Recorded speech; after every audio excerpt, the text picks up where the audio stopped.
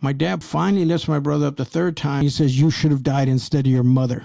Oh, my God. And I can't do anything. I'm a coward. I'm thinking I have to kill myself. You either saw or at least heard a guy getting lit on fire in his cell? I mean, what? I literally pretend to be an Asian banker on the phone. I'm not even going to do the voice. It was so ridiculous. But if it's don't a do movie, the voice. We'll get canceled for that. He turns his head and I end up stabbing him right here in the back of the neck. Are you doing that Breaking Bad thing where you put a big pile of money and you lay on it? He may have choked me, beat me with a bat, but I don't take it personal. This is the worst moment of my life, hands down.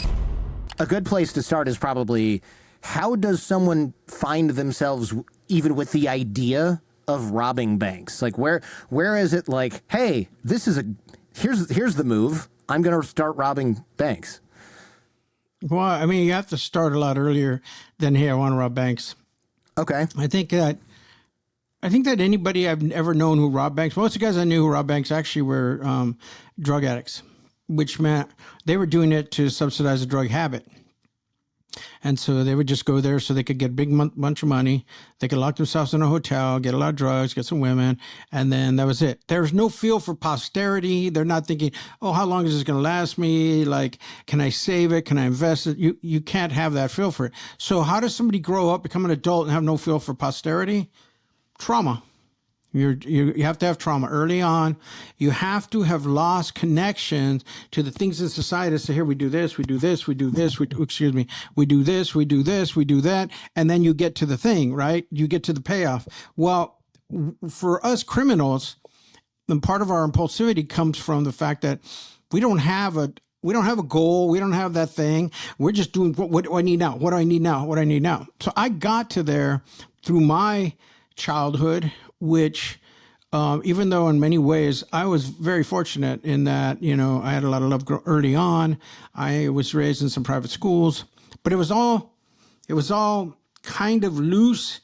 But because my father wanted to be a minister, I'll start off with this. My mom and dad got married when they were 16.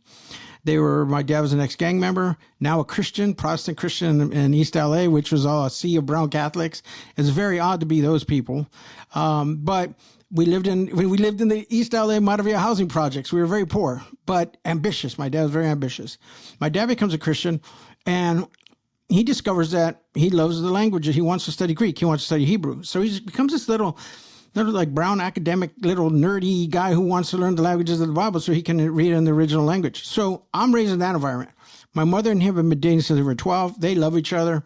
They're like these little brown mascots in the church, like a very predominantly middle-class white church. And my parents, they were young marrieds at 16 and 17. They had kids. Wow. So when they would go to the young married department, it was all these middle-class women and men who graduated from college, and now they're having kids, but they're in their middle 20s, right? So my dad and my brother, they're little people, and they're like, they get all this love. Everyone's taking care of them. So I'm getting a lot of love. I'm being raised in this environment in which our family receives a lot of affection. And one of the things we receive too is they're like, hey, you're poor, but why don't you send your kids to this school and we'll do a scholarship thing. So I get scholarship. I start going to these private Christian schools, great education. Unfortunately, my dad had been brutalized as a kid. So even though he loves God, even though he loves Jesus, even though, I want to grow up and I want to do something at church. My dad, would get angry sometimes, and he would be a little bit more than the average person. He was always on edge. He would get angrier. He was really defensive, really, he's kind of a little volatile, but he's young. We're young. We're just thinking this is the way it is in the East LA neighborhood and when you're in the 60s, right? Well, my mother gets sick when I'm 7 and she, gets kidney disease. I don't know it, but this is going to kill her in 2 years. And in the meantime, it's dragging her down. Like there's no fight. She can't get a new kidney. Her body would reject it. That's how far along it was. Now the stress is on my dad. Private schools, driving us to school, has to go visit moms. Moms is having all these experimental drugs on her, and periodically she doesn't know who she is. And then sometimes when she not only does she not know who she is, sometimes she thinks she's Elizabeth Taylor. And she would call the house and say, hey, can I speak to my boys? This is Elizabeth Taylor. And my aunts and my uncles were like, wow, she was out there. And my dad was having to deal with this stress, right? So that's when you're stressed out and you're a young man, he goes to, aggression, right? And me and my brother, we would do smallest things and we would get hit pretty good. And it was a really weird time. All this stuff's happening. You're a kid. You know something's going on. You know the mood in the house is changing. You know you're getting a lot of love. You know Jesus is, and then all of a sudden, oh wait, what? Why is it so? And it's just confusing the mind. Well, when I turn 9, my mom dies. All right, and she dies. Where are you from? Are you from California? I'm from Detroit. I'm from Detroit originally. Okay. Well, back in L.A. in 1971 to February 9th, there was this huge earthquake. It was called the Sylmar earthquake. In Sylmar, there was a hospital wing collapsed. A 210, which wasn't even completed yet, it cracked in half. It was a pretty solid one. That was the bridge that broke? I think everyone's seen this iconic picture. That's Northridge. That's Northridge? Oh, okay. That was in the 90s. I was in prison at that time. No, we're talking on 1971. This one, but you're right. That was that other freeway. No, this one is 1971. That was the day we buried my mother. So that was a very traumatic day too. But all that to say, when my mother died, we had received a lot of love from her and everything like that. My dad can't handle the stress. It's just too much for him. And when he gets angry now, he gets brutal, like we are getting bigger too. So when we were little, it was easy to just whack us around and we'd have control. But now we're getting bigger. And so we're taking punches, we're getting kicked. Like it's not your basic spankings. Now it's not happening all the time, but only when he would get stressed and he would get angry, which is why we get so discombobulated, because there's all this love and there's all this ambition to be like Jesus and love of Jesus. And then my dad even became a minister for a while, but he would periodically beat us while he's preparing for his sermons and stuff. And it was just a total moral confusion in the house. Total moral confusion. I'm not sure that's that rare. I think a lot of people who grew up with religious parents got beat quite severely. I'm not trying to downplay what you went through at all. I'm just saying the moral confusion, I think, is shared by quite a few people with a religious past. Let me go on. Yeah. No, I know it gets a lot worse. I listened to the podcast. I prepared for this. All I'm saying is I'm getting you ready. But more importantly, what most people don't have is they don't have a minister for a father. Right. I'll give you a perfect. Here's what I mean by moral confusion. What most people don't have. Certainly none of the kids and friends that I had growing up, and all my friends who were living with me at the time. I'm going to go see them this week, and one of them's getting married again. Anyway, so, okay. Here's the point. When one day I get beat up by these bullies at school, I come home. My glasses are broken right here. My sweater's all been all torn up and everything. 3 guys just beat the hell out of me, right? I come home and my dad is at the kitchen table with about 5 commentaries open because he has to give a sermon on Sunday. And so he's studying the scriptures. He's doing his hermeneutics. He's finding out what's going on at that time in the Bible, at that particular time, politically, geographically, like everything. He wants to know that passage so he could preach it to you. His boy comes in, broken glasses, torn up sweater. What happened? I said, I got beat up for that. He comes over, slaps me, and he said his son's not going to be a sissy. He gets me in the car and says, I got to go fight. We're going to find those 3 guys, and I got to fight them each individually. This is what I mean by moral confusion. We're not talking about, my dad, he just raised his voice. He slaps us around. I'm telling you, I walk in, he's preparing for church. And this disillusions me even further, because had he just been a regular blue-collar worker who went to church with me on Sunday and beat me up, I'm like, okay, that's everybody. You're right.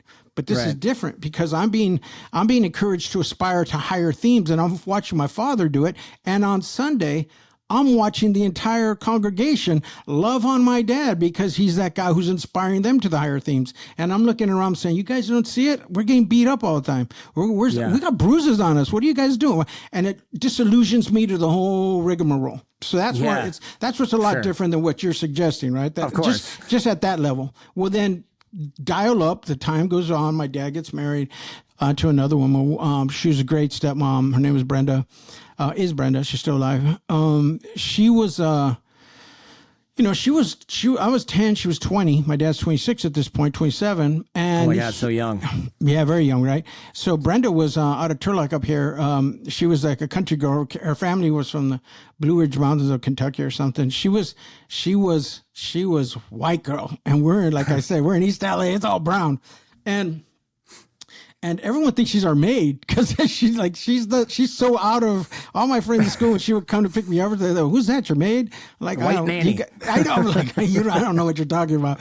But they did not know she was my mom. But she was great. She introduced a lot of things. She introduced me to literature. In fact, she got me reading a lot of great literature, and she cleaned up my English to kind of the East LA, staying out of it temporarily.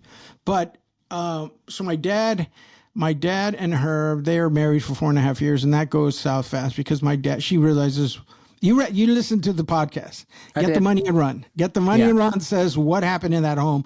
She talks about it. My dad talks about it. They give their sides. It's really interesting. But as you recall from the podcast, Brenda became disillusioned with my dad too. He became violent with her as well. And she saw all the violence that was going on with us. Now, she decides what she has to do for herself is she has to leave. All right. I'm not going to get into all the details of how she left and who she left for and whatever. That's irrelevant. The fact of the matter is she felt the intensity of that. Right now, this is all not just telling you a story. This is in service of the question you asked, like, how does somebody become a bank robber? Well, when my dad was a minister, when Brenda was the accountant, they would get the offering. And I'm already like larcenous in the heart. I'm so angry and like, confused. One, nobody's helping with my grief. My mom dies. They catch me crying. You know, it's the church ladies say, why are you crying? Don't cry. She's in heaven. The Bible says, absent from the body, present with the Lord. You should be celebrating that she's in heaven. This is the counseling I'm getting from everyone around me, which has the effect of making me feel like shit, because I'm like, oh man, I'm selfish. I should be happy for my mom. And why am I feeling these feelings? These feelings are nothing but bad. They're terrible. All right. So this is the moral guidance or spiritual guidance I'm getting. Now, right. Besides that, that's not helping me in terms of the moral quandary that I'm going to be in to eventually be the guy who robs banks. But it's also, it's just a tough time for me to try and process the grief myself, and I'm being brutalized. So I got all this aggression growing in me now. I got rage growing. You think kids don't have rage? They got, by age 11, I'm rageful. 10, I'm rageful. And by age 13, I pulled a bunch of fire alarms at school. Now I'm a delinquent. I'm getting A's. I'm the best kid in school, getting the American Legion Award because I'm this great kid, but I'm troubled. And what I do, I pull all these fire alarms one week and I get suspended. Then, I'm fighting. I'm just acting out because nobody can help me. And so as far as they're concerned, the language that gets thrown at me is sinner, all the stuff that we throw at youngsters now who are having problems and act out. We become super predators, gangbang, whatever you want to call them. They're troubled kids. They're messed up. No one's helping them figure it out. And so they act out. They act out of rage. And rage that has been put into them, rage that has been fanned in them. And they don't know why. They don't know where it is. It's just it needs to come out. And the same thing with me. I'm at the same place. So I'm acting out. Brenda's watching all this deteriorate in the home. And so what I start doing is I start stealing money from the offering. Like I tell everyone my first victim was Jesus, ever God. I stole money from he was the first person I stole from. So oh my God. But I still offering, and then I would go to school and I would pay for all my friends. Like we would go afterwards. We were talking about this last time I got together with them last month. I got these 6th grade, 7th, 8th grade friends that are old school friends of mine. And we were talking about how I used to buy all these taquitos of guacamole. I would go over there buying burritos for us. I was paying for this stolen money, right? So I wanted to make myself look not poor. And so that is the beginning of me getting the bank. You could track it to that. I'm like, I don't like being poor. I don't like not having money. I'm angry as hell all the time. There's money. Let me just take it. And I don't care what the consequences are. I get away with that for whatever reason. Their bookkeeping was so sloppy. I feel they must have been ripping God off too, because they are like, that bookkeeping was not accurate. Anyway, fast forward, Brenda leaves my dad. I'm 15. And he now broods around the house like a drunk. When I would tell the story to guys in prison, I'm talking about hardcore badass guys, they would say, oh, he was a drinker. And I was like, no, didn't drink. But he was so moody and broody. His father had been a drunk. He was so moody and broody. And one day when I'm 16, he was angry. Brenda left, kind of humiliating him and stuff. And so he walks into the kitchen. My brother is drying the dishes. Paul's washing them. I'm drying them. And my dad comes in, and we're just like terrified, and we're skinny kids, real skinny. And my dad comes in, and he all of a sudden sucker punches my brother in the ribs, pow, right from behind. And Paul winces, and this is the worst memory of my life. Of all the terrible things I've done and all the terrible things done to me, this is the worst moment of my life, hands down. My dad punches Paul in the ribs, pounces on his neck, grabs his neck, and then starts dunking Paul's head into the soap water, the dishwater. And he's streaming, and I'm standing there paralyzed. Now, I have a lot of heart in my body at the time. I'm very arrogant. I feel like I'm going to grow up in the world. I'm going to be something. I just don't know what yet. I have all this confidence in myself. And right there, I am shown to be a complete coward because I'm sitting there watching my brother get dunked, and I don't do anything except freeze. And 3 times, and he keeps getting dunked. And at one point, he looks up at me with terror in his eyes, and I can't do anything. And he finally lifts my brother up the 3rd time. And he leans into his ear and he says, "You should have died instead of your mother." Oh, my God. So that night was, I'm thinking I have to kill myself. That's the first time I contemplated suicide.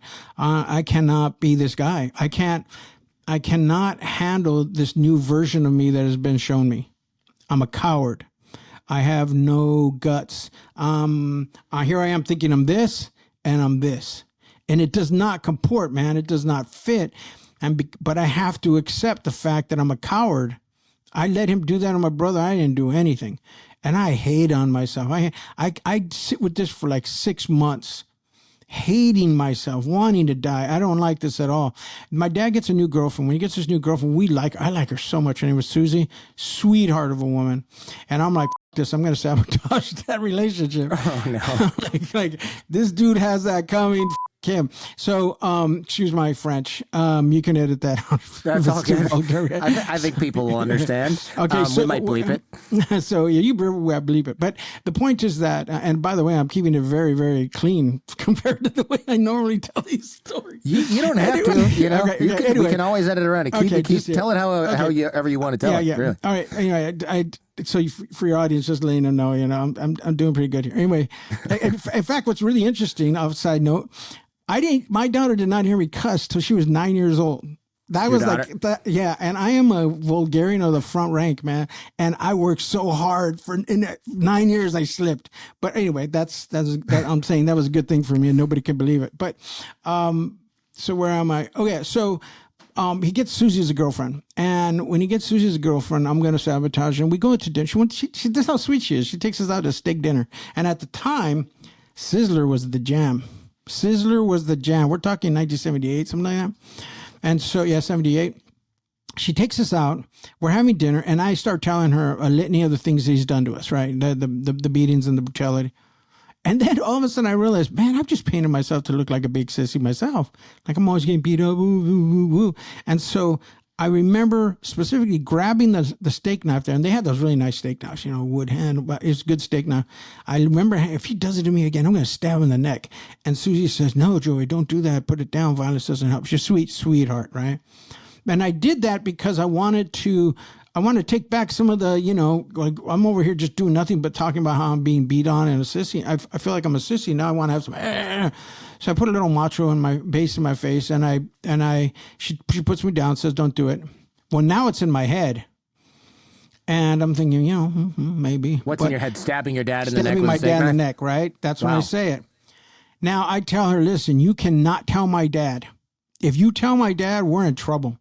You need to leave him and do it quick. Be clever about it. Well, she's so sweet. She can't lie. She doesn't know how to lie. So all she can do is just like pull back from my dad. And someone like my dad, who's like a con man, now at this point he's selling insurance, a different kind of, like, it's like the pulpit and insurance salesman, the same thing. They're trying to save you from fire. One's the eternal fire, the other one's house on fire, right? So he's just an insurance agent. I just call him all comment, but he can read. He can read that something has happened, right? And finally, a week later, we go to wash clothes and stuff. He doesn't know, but he can suspect. He suspects. And here's how we find out. A week later, we go do laundry. And long and the short of it is, this was the 70s. A lot of people wore polyester. It was disco era. I ruined like half my dad's wardrobe accidentally. Putting that stuff in a hot dryer just ruined it, man. Shrunk everything, right? He's so angry because we're so poor. We're like, he went bankrupt. He's not like he's in a bad way after the divorce. It broke him, and so now we're really in the poor place. And I've just ruined half his wardrobe. Well, now the stress of all this thing's going on and stuff like that. And so, I go home, I get punched a little bit. He throws me in the room, and I'm sitting there, and they say, "Hey, Joey, come over here." And I come in there, I'm trembling, and he's like, "Hey, Susie told me what you told her, and I just want to let you know that I'm all right with it. I understand you felt like you had to tell her. I just need you to admit that you tell her so we can clear it up." Now, dude, it's the first and last time I will ever confess to a crime. Never again, man. I learned my lesson really good. He says, you just have to, just admit what's going on. That's it. And I'm like, all right. And now here's the thing. As a kid, you want to be right with your parents, man. You do. You can have shitty parents. And there's a point where you become extremely disillusioned, but you want to be right with every child's born wanting to be loved and love their parents. That's it. And that's all. I don't care who you are. Unless you have some major deformity or you're really like on the autism spectrum and we don't know what they're feeling or thinking. But for the most part, the average kid wants to be loved and loves their parents. You get a lot of room. You give your parents a lot of room. Well, in this moment, I'm like, maybe he is being magnanimous, right? He has shown magnanimity in times. So I admit to it. Oh, my God. Beating commences. First, a teapot's thrown on me. But by the end of it, he leaves the house. I have a concussion. I don't know it at the time, but I'm nursing a couple fractures, a rib and an elbow. I'm beat up real good. I get my brother. I put him in. My dad has run down to the 7-Eleven. We don't have a phone because like I said, we're broke. He's going to 7-Eleven to break up with Susie. This is what I find out later. While he's gone, I put my brother in the bathroom. I lock him in. I go to the kitchen and I pull out a steak knife and I walk over to the bedroom. I put it under the pillow and I just sit there and I wait. Again, we're going towards how does somebody decide to rob a bank? This is all towards that. My dad comes in and he comes to the door. I can hear him stomping over comes to the bedroom door. And now he's ready. I've seen it many times before. The choreography of a beating, right? First, he's all loose in the neck. He's on the balls of his feet. He's loose. You're loose. You're ready for it. He looks at me over there, glares at me.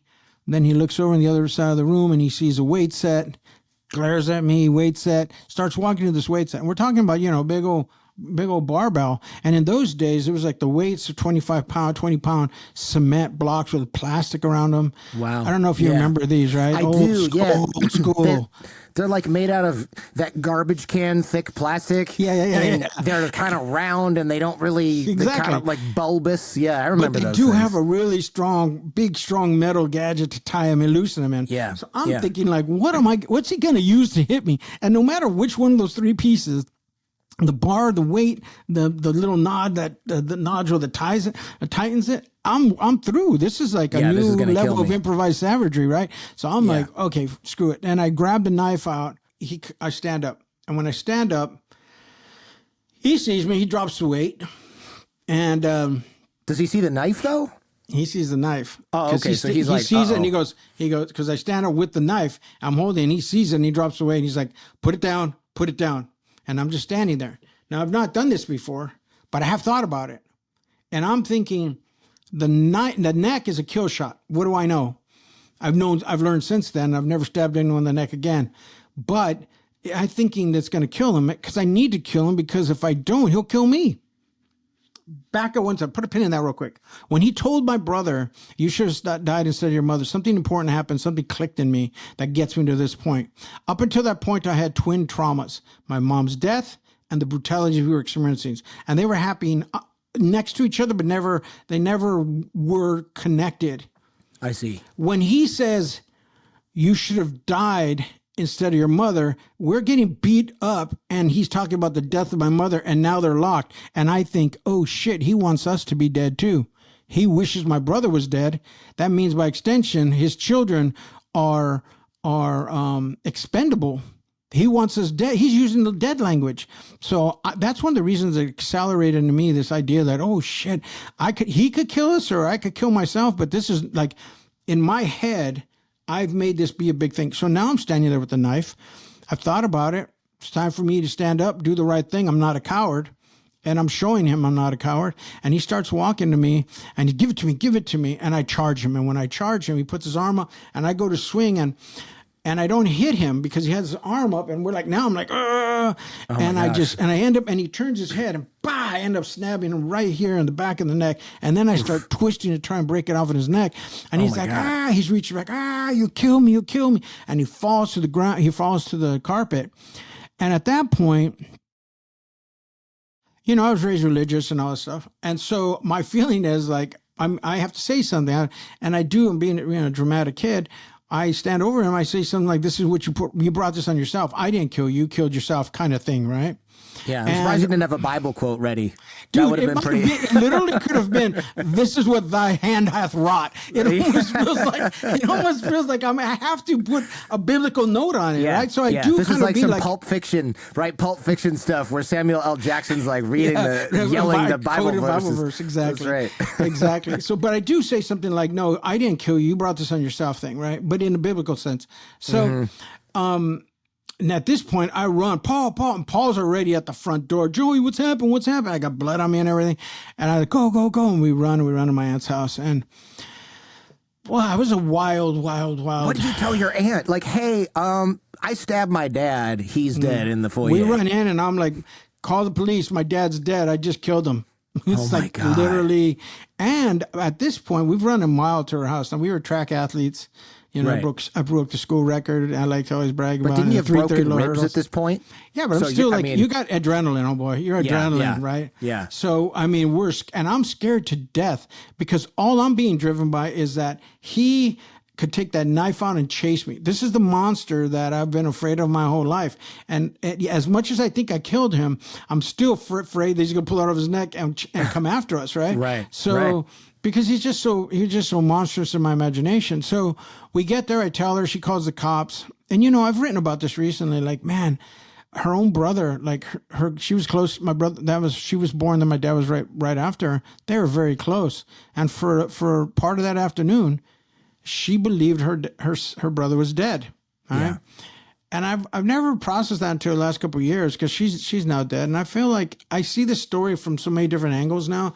But at that time, I never really thought about it. But she was, you know, by the way, I love her. She was fantastic to me. But my Aunt Gloria, we go to her house. They call the cop. The cops go to him. Bottom line is my dad has some drama with himself on the other end. He lives. He survives, barely. They pull him in, and he tried to kill himself, bottom line. And he goes under, he's taken away for 72 hours. He tried to kill himself, or they think he tried to kill himself, and he said, "I tried to kill myself by stabbing myself in the neck. It wasn't my son." That's its own other story, man. But basically, it's, yeah, you know what? I feel bad telling this story now for the first time ever because my dad is getting memory loss now. And usually when I tell these stories, I always feel like, hey, Dad, if you want to talk about it, you can rebut it and stuff like that. But now it's like he's not in a position to be able to rebut it, Okay.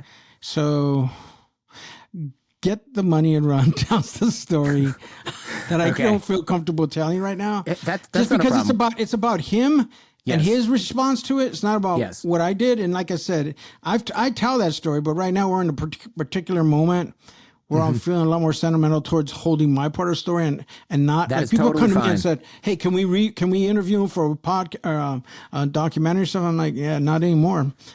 So that's a personal thing there, but That is completely fine. I was just curious to clarify I what totally happened understand. there. I understand. I'm not offended. I'm just saying this is the first time I've actually had to bump up against like, wait, why am I reticent? Because my life's an open book. I've written a memoir. The documentary is all there. There are more crazy stories coming out of Joe Loya in the next few minutes here. I just wasn't sure if you meant when you said he tried to kill himself, if that was just sort of the thing he told the cops because he didn't want to be like, my son stabbed me. No. So how come you didn't go to jail for stabbing your dad? Here's why. So what happens is the police come, they go look for my dad, then they get me and they take me to jail. They take me to the police station in Alhambra, and when they take me there, the detective actually who's interviewing me, he's treating me as if I laid in wait and it was attempted murder on my father, because that's what I'm confessing to. I got the knife, I sat there, I waited for him. When he came back, I stabbed him, tried to kill him, and I'm bragging about it. And because now I feel like King Kong. I'm like, right. I slayed the giant. I'm him. I'm all that. And again, the adrenaline. Well, at a certain point, when I feel that energy, I'm really mad at him, because I'm like, oh, all you asshole authoritarians, you back each other's play. You're backing my dad's play. The church is already taking a peek at this, and they didn't punish him. Like, I'm just thinking all authority. You're all backing each other's play. That's how it goes. And he's now sitting there. Basically, I'm telling him I've been brutalized. Like, well, why didn't you call the police when your dad left? Why didn't you run out of the house? Like, they didn't, like, nobody asks that question now, because you know everything about domestic abuse and how you're paralyzed. Everyone knows that now. But back then, he acted like I was in the wrong. Well, not long after that, I can't breathe very well. It hurts to breathe, when you have a cracked rib. Broken ribs, sure. It hurts to breathe. And then my elbows, I'm starting to feel all the pain of it now. Yeah, the adrenaline's wearing off. They get one of the female police officers take me to the hospital, and then we find out that I've been brutalized. It's right there. X-rays show everything. So there's no more talk about punishing me for anything. I was defending myself. And then by that point, my dad had been arrested, and he said what happened. So he'd been picked up and said what happened. So. They take us to a place called McLaren he beat Hall. You up. Yeah, he admitted everything. Oh wow. Yeah. Okay. Yeah, and he was contrite.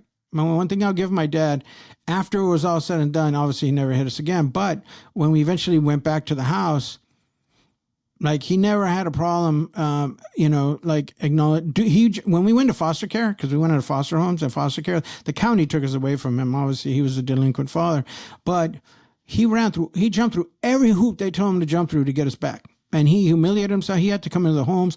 I was not nice to him.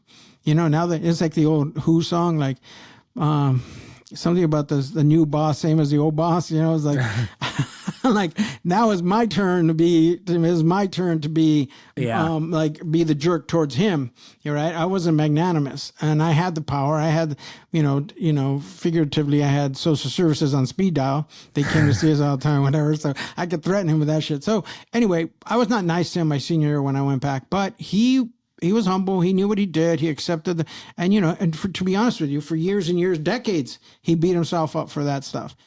How did trying to essentially kill your dad, how did that change your life? I mean, did you have a sense of power at that point? Did you feel like, did you regret it at all? I mean, you're in foster care. Surely you're thinking, I did the right thing, or I didn't do the right thing. Did you have any sort of feelings about what you had done? So first of all, one of the most, I told you the story of my brother at that sink as one of the worst experiences of my life, but one of the most powerful observations, like, as a human looking at human dynamics, was that first night that I get to McLaren Hall. I get to McLaren Hall, and it's all the kids that have been brutalized. I'm 16, so I'm sort of at the older age of the spectrum. Is this like an orphanage, McLaren Hall? No, it's McLaren Hall is where you go, when they take you from your parents initially, they put you in this big place, and it's everyone's been you're taken out of the county. I mean, taken out of the home, put in county care. And it's just this big facility where you are while you're going to court. You got to go to court to get taken from your parents officially and all that stuff. And then they try to place you in foster homes. But you have to stay somewhere until you're in a foster home. And this is where they take you, like, first night, this is where you go, right? It's been closed down now because of a lot of abuse occurred there and all that stuff, all these, years later. But all these suits against some people, they paid out $400 million or something recently. But so Oh, it was terrible. But in what I saw there when I was there was a lot of little kids, and we're talking patches over their eyes, burns, bruises, crutches, and I mean, it's the worst of the worst kids brutalized in LA County. This is where they are, and they've all been rescued. Now, this is an important part of the story. They've all been emancipated. They've all been rescued from the abuse, and now they can go somewhere else and start over. And what happens is, at the end of the night, we all start going to bed, and I'm in bed, and all of a sudden I start hearing sniffling. First, I think somebody has a cough, maybe a cold, and it's open dorms kind of, right? So you can hear things down the hall and all this. It's like, it's not just on your own room. There's no doors on these things. It's like Sure. There's like, it's almost like little not kiosks, like, almost like imagine what is an office where they have all these different spaces, but you can see and hear everyone. It's kind of like that. Anyway, I start hearing sniffling, and I start hearing kind of, and I realize, so I think somebody's crying. And then more and more, and then pretty soon becomes like, I want my mommy, and these kids start crying to go home. I want to go back to my mommy and my dad. And I'm sitting there like, what I just tried to kill my dad. Yeah. And what I discovered that night and what I realized that night is I'm not wired like everybody else. And I went to prison and I saw the same thing. I'm not the only one who was treated like that, but I'm the only one I ever met in that entire time who tried to kill their father. The closest anyone got. Several guys, the guy was, their dad was beating on their mom, and they picked up a bat and they threatened him, or they jumped on him, and a couple of brothers beat up their drunk dad. That was as bad as it got. Nobody did what I did. Not one person that I meet tried to kill their dad. So I knew in that little McLaren Hall place, I'm not wired like everyone else. Because now that I see, I wanted to get there, I'm gone. I'm going forward. And I know forward is anxious and anxiety ridden because I don't know where I'm going to go. I don't know where I'm going to be. And I'm feeling the anxiety of the future because it's coming on me. It's like, everything's about to change. But I'm like, I'm about the chaos. I'm about the change agent. I need to go there. One thing I'm not doing, I'm not lurching back to the bondage I just escaped from. And all these kids want to go back. And I tell you this is important because it made me feel like, I'm going to start looking at people one way, or two ways, one division. You are either the kind of person who confronts change and emancipation with vigor and fear, yes, but drive and like, I'm going to embrace it. Or you're a person when change comes and offers you an opportunity, you're like, oh shit, going to go back, going to lurch back to a bondage. I'd rather be small. I'm too afraid. And I'm the guy who goes that way. So I was always interested in meeting people and taking a measure of them and saying, okay, you're that person or you're that person. I see. And that night was important to me because I realized, I'm the guy who can try and kill their father and be cool with it. And which means everybody else in the world, you're not even my blood.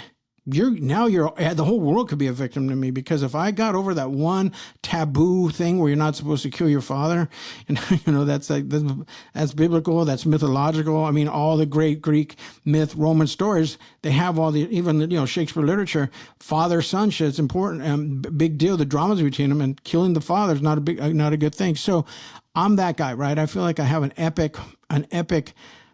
A sort of epic soul. So that's also part of the arrogance and the narcissism and the grandiosity. All that's now growing up in me, right? It's like, oh shit, here's who we are. So back to your question, how do you get to be the guy who bank robs? Well, I realize I'm not made for society. They have all these moralities, but they're too timid for me. I've seen past the curtain, and I see that everyone was suckered into believing my dad. They're also suckered to believe that the police are cool. They're suckered to believe that the politicians are. Like, I become in my heart like a little sociopath looking at like, you guys are falling for the okie doke.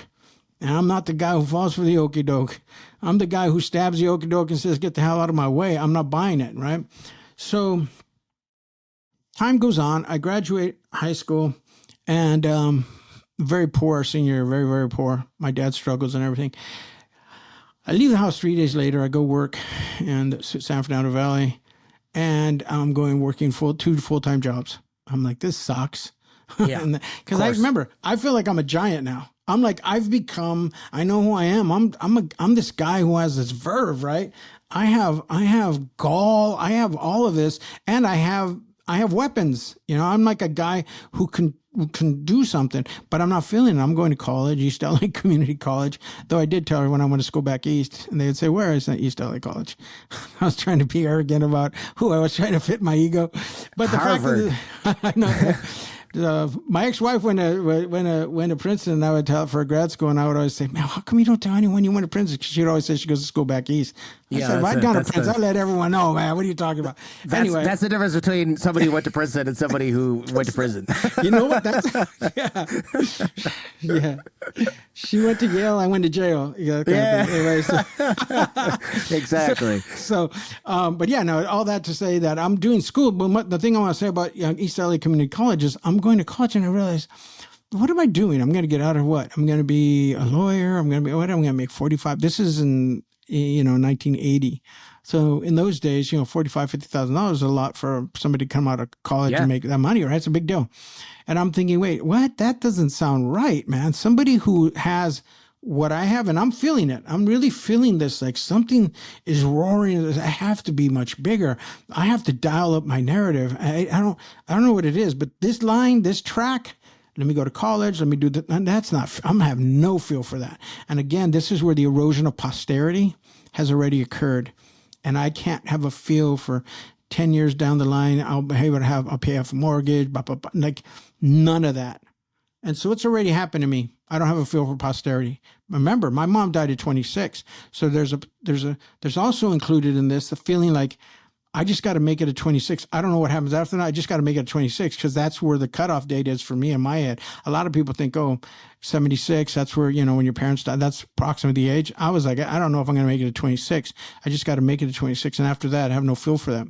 So put all that in the mix, and I think, you know what? I'm not going to do all these years here so I can go make $45,000. That's it. So I start committing little bullshit crimes.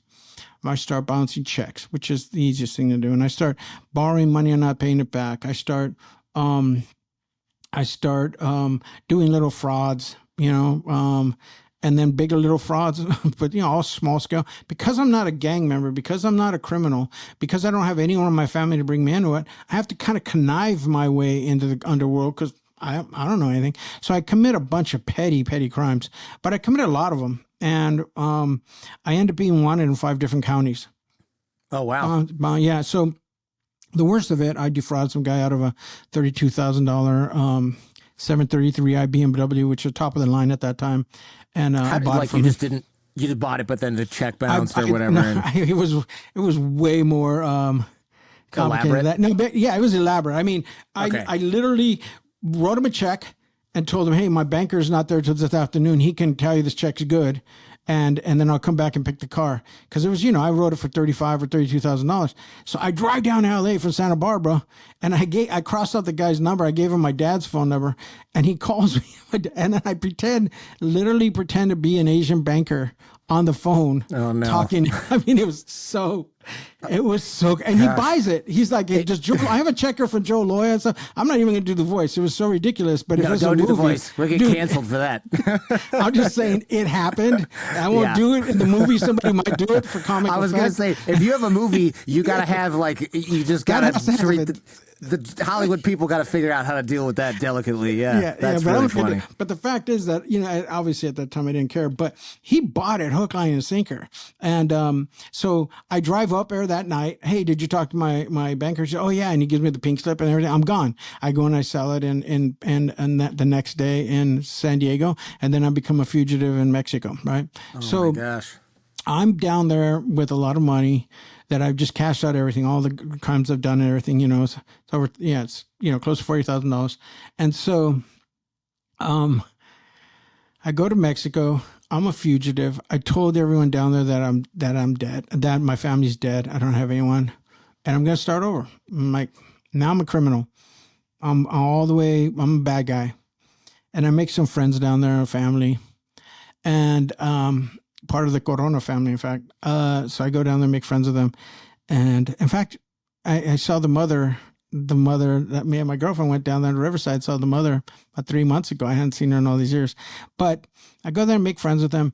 And one day I've hidden my money on walls and all over the place in the house. And, I come home one day and somebody who's, a shrewder criminal than me, they came in and stole all my money. I only have $2,500, $2,000 in my pocket. I'm done. I don't have any money.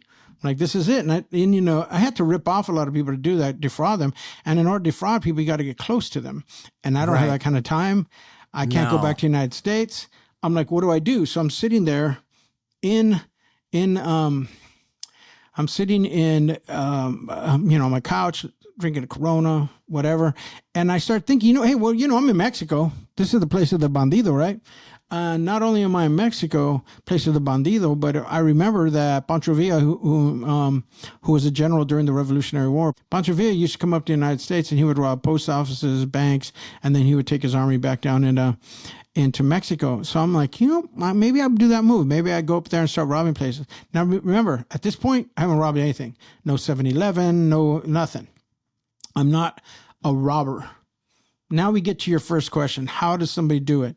Well, one thing I know is I have come to several points in my story in my life already by that point where I did not like who I was. And I knew I was bigger than where I was. And I just jumped into my future and I innovated and I became the next thing. I was getting victimized by my dad. Boom. I see a future in which I'm bigger. I innovate and I become that bigger guy. I try to kill him. I come to a place where I'm a petty criminal and, or I'm not, I want to go into crime. I don't know how to do it. I just start like innovating. I turn myself from being this good kid where everyone had aspirations for me, be this real intelligent man, maybe a theologian, like all those things I aspired to as a kid. I say, nope, I innovate and I become a criminal, but I'm a petty criminal. And now I'm here and I say, I've been a petty criminal. Now I can go to the United States. I can dial up my narrative, jump in the future, and I'll become a real badass criminal. And that's what I do. I drive up to San Diego the next day. I drive up there. I spend all day trying to figure out how to rob a bank. And I rob a bank by the end of the day. And when I rob that bank, $4,500, first bank, excited. I've turned myself into a bank robber now, just like that. Because I knew I had the gumption. I knew I had the violence. I knew I had the greed because I'd been so poor. I hated being poor. And so it was a perfect marriage of greed and violence. And so I make it happen. I'm excited. I'm staying in San Ysidro that night. I get a good dinner, pack up the car, and I'm there at the last on-ramp in San Ysidro back in the day. Now it's a big mall right there, but back in the day, again, the last on-ramp to Mexico. And right when I do, there's a bunch of traffic. And all the traffic is there on the freeway because the Highway Patrol has stopped the traffic because they're looking for stolen cars. Periodically, they do this because that's people are stealing cars all the time. And that's at that point, I get stopped. I get arrested. I get arrested for all the crimes that I had done they got me my 5 warrants, but they don't arrest me for the bank robbery because they don't know I did it. So I get to keep that money. I go to prison. And for 2 years while I was in prison, I was like, all right, now I'm going to be a bank robber. That's it. And that's all when I get out. And when I got out 2 years later, for 14 months, I robbed 30 banks, sometimes several in one day.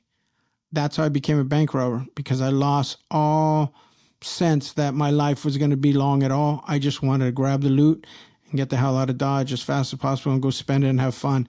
That was my ethic at the time. That was my ethos. And so I did. I came on, I started robbing banks. Okay. So now you're a bank robber. How do you psych yourself up? Do you make a plan? I mean, I got to just say the 80s and 90s must have kind of been a good era to be a bank robber, because there's maybe they have one crappy tape that's blurry, and it's like, do you these things you see on like crime TV shows where it's like, this is the person, and it's like, okay, it's a blob, probably a guy wearing dark-ish clothes, 110 to 210 pounds. He has a hat and glasses, and you're just like, who is that? There's no cell phone pings. There's no facial recognition. There's not like, they're not able to zoom in on the brand on his clothing. Like, none of that exists. None of it. Yeah. No, it was, and there was a reason why LA was the bank robbery capital of the world at that time, right? So, and I was just why part LA? of it. Well, a lot of freeways for one, Oh, I see. You get on Okay. a freeway, you don't know, you're close to a lot of freeways. So you get on a freeway and guess what? You go left, you go right, and then you're going to come at an intersection and then you can go northwest, east, like there's all these options. There's that. And then secondly, tons of banks and there's a lot of ways to get away, meaning like me, I had a way of doing it where I would rob a bank, and I never had to jump in my car right away. I always parked my car behind a building that I could run through to get to the other side, so nobody could see my car when they ran out of the bank. There was a lot of things like that, but in terms of how did I plan or whatever, it was just I was just robbing mostly tellers. So that was it's not like I was heat or anything like that. I robbed a couple vaults, but mostly I want it to was hear just about tellers. that in a bit. Yeah, mostly it was just teller stuff. But I just knew that one, I was slick about how I would never get caught. That no one ever saw my car because I didn't have my car close to me. And you learn along the way things that work for you. One of the things I learned when I walked out into a parking lot, and when I turned around, I could see the people walk out of the bank, run out of the bank, and immediately they started swiveling their heads this way. If they looked up, they could see me 30 feet away among the cars. I was just standing there literally watching them, but they were so sort of like conditioned to looking for a getaway car. Right. That was right there that everyone can jump into. So they were seeing, wait, which one of these cars here driving by might he be in?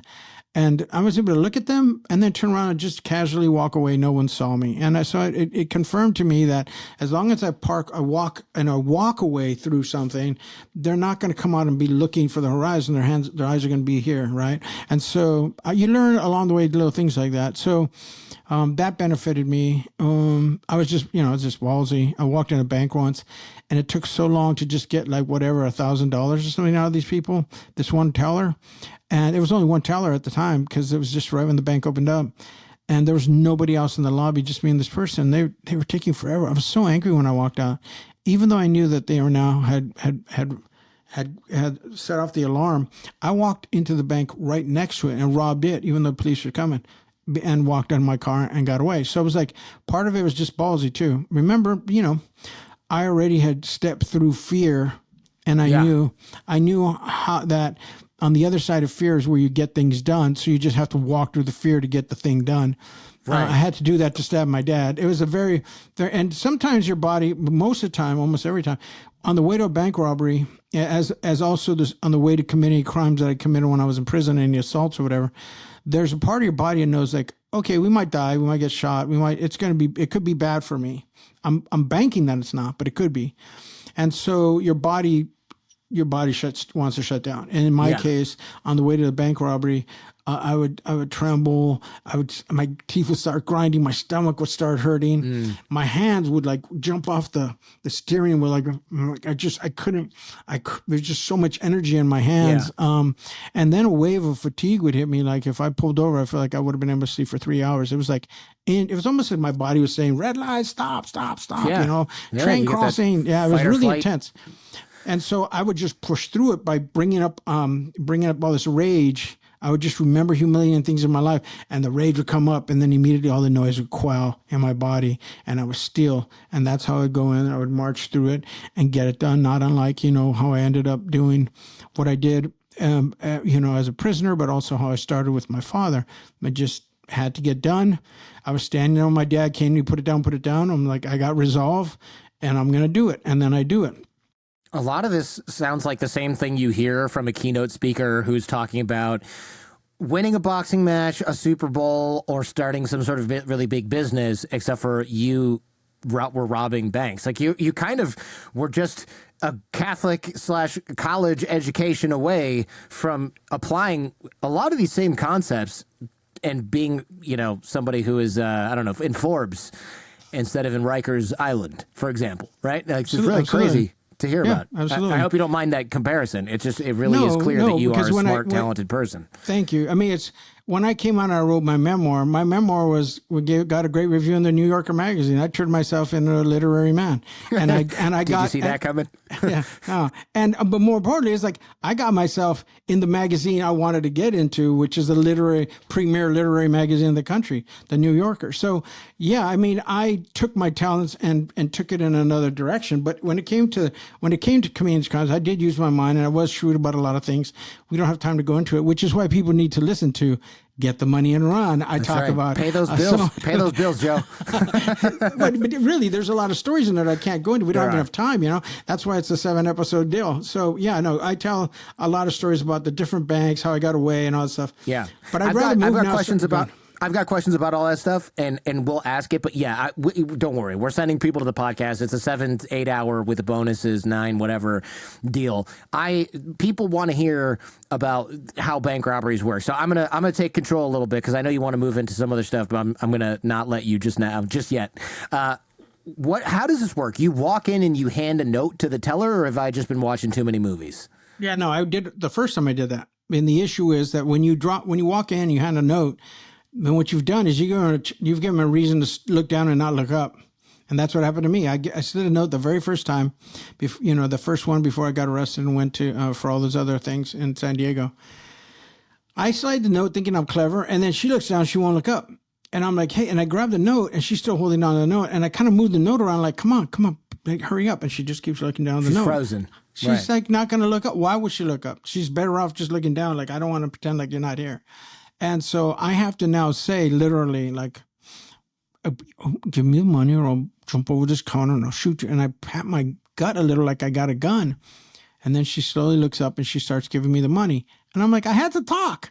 The note was worthless because I still had to open my mouth, right? So I never did a note again. And so that was the first and only time. So then I just go in there and I had a thing that I would say every time. And you say, how do they get you? Well, one of the ways they get you is they don't necessarily need to know who you are. They need to know what your MO is. My MO was, we have a bomb, I have a gun. We have a bomb, I have a gun. Give me the money now. Sometimes if I said it to somebody like a manager who looked like he didn't want to believe anything, I would say, we have a bomb, I have a gun, give me the money now, I'll blow your head off. I might throw in that last part, right? But the point is that it was enough to say, I'm serious, we have a bomb, meaning there's other people, like make it sound like it was more than me, like really threatening and shocking. So then I would say, now give me the big bills first and this and that. And that's how I did it. Now, you go to a bank now, you can't do that. Like most of them have bandit glass and all sorts of other stuff. So it's not like it was back then. There was no bandit glass. I never confronted that. I robbed 3 banks where there was an actual guard in the bank. So like even guards weren't what do they do? They just go, I'll call this one in when the guy leaves. Like, is that what the guard does? What's his job actually? Who knows? But here's the thing. I went to this bank that was so big that he was way over at an entrance way over there, and it was kind of a rotunda kind of bank. It was huge. It was in San Diego somewhere, one of those rich neighborhoods, but it almost had it was almost like a rotunda inside. And then he was way over there. I walked in that door and I walked all the way over here to talk to him. So I robbed the bank and ran out that way, and he was over there, and it was just like, it was like he wasn't there. So the point I'm trying to make is not that I was some great bank robber, but that in those days you could get away with it because it just wasn't that. I don't know. It wasn't like it is. It wasn't like it is now.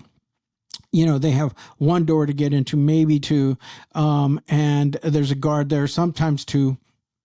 And so it doesn't stop people from robbing banks, but a lot of these bandit glass things are a deterrent anyway. And also, banks don't keep money like they used to. Right. Back then. Right. There's no gold. There's no online banking. There's exactly. no, everyone, you had a check, you had to go and get it cashed, or you had to deposit it. You had to go into the bank, and on paydays, the banks had to have a lot of money, and ATMs were there. But even then, the ATMs were in the bank. So the money was in the bank there because they had to fill up the bottom of it. They still had to put in. Every ATM had to have $160,000, some in the thing, and then some underneath it. There was a number it had to have. So there was money in those days, but now you have online banking. You get, I don't have to go in. I could deposit it by sending them a picture of my check. You move money around with online. You use apps to move money around. You don't have to go and even deposit money, withdraw money from ATM. There's all these ways that banks don't have to have money like they used to. Anyway, so that's the answer to the question. That's how I robbed it. That's also when they went to get me, they knew that they would look at the MO. Right. This guy Like, what said did he this. Here. say? He said that You here. approach- Yeah.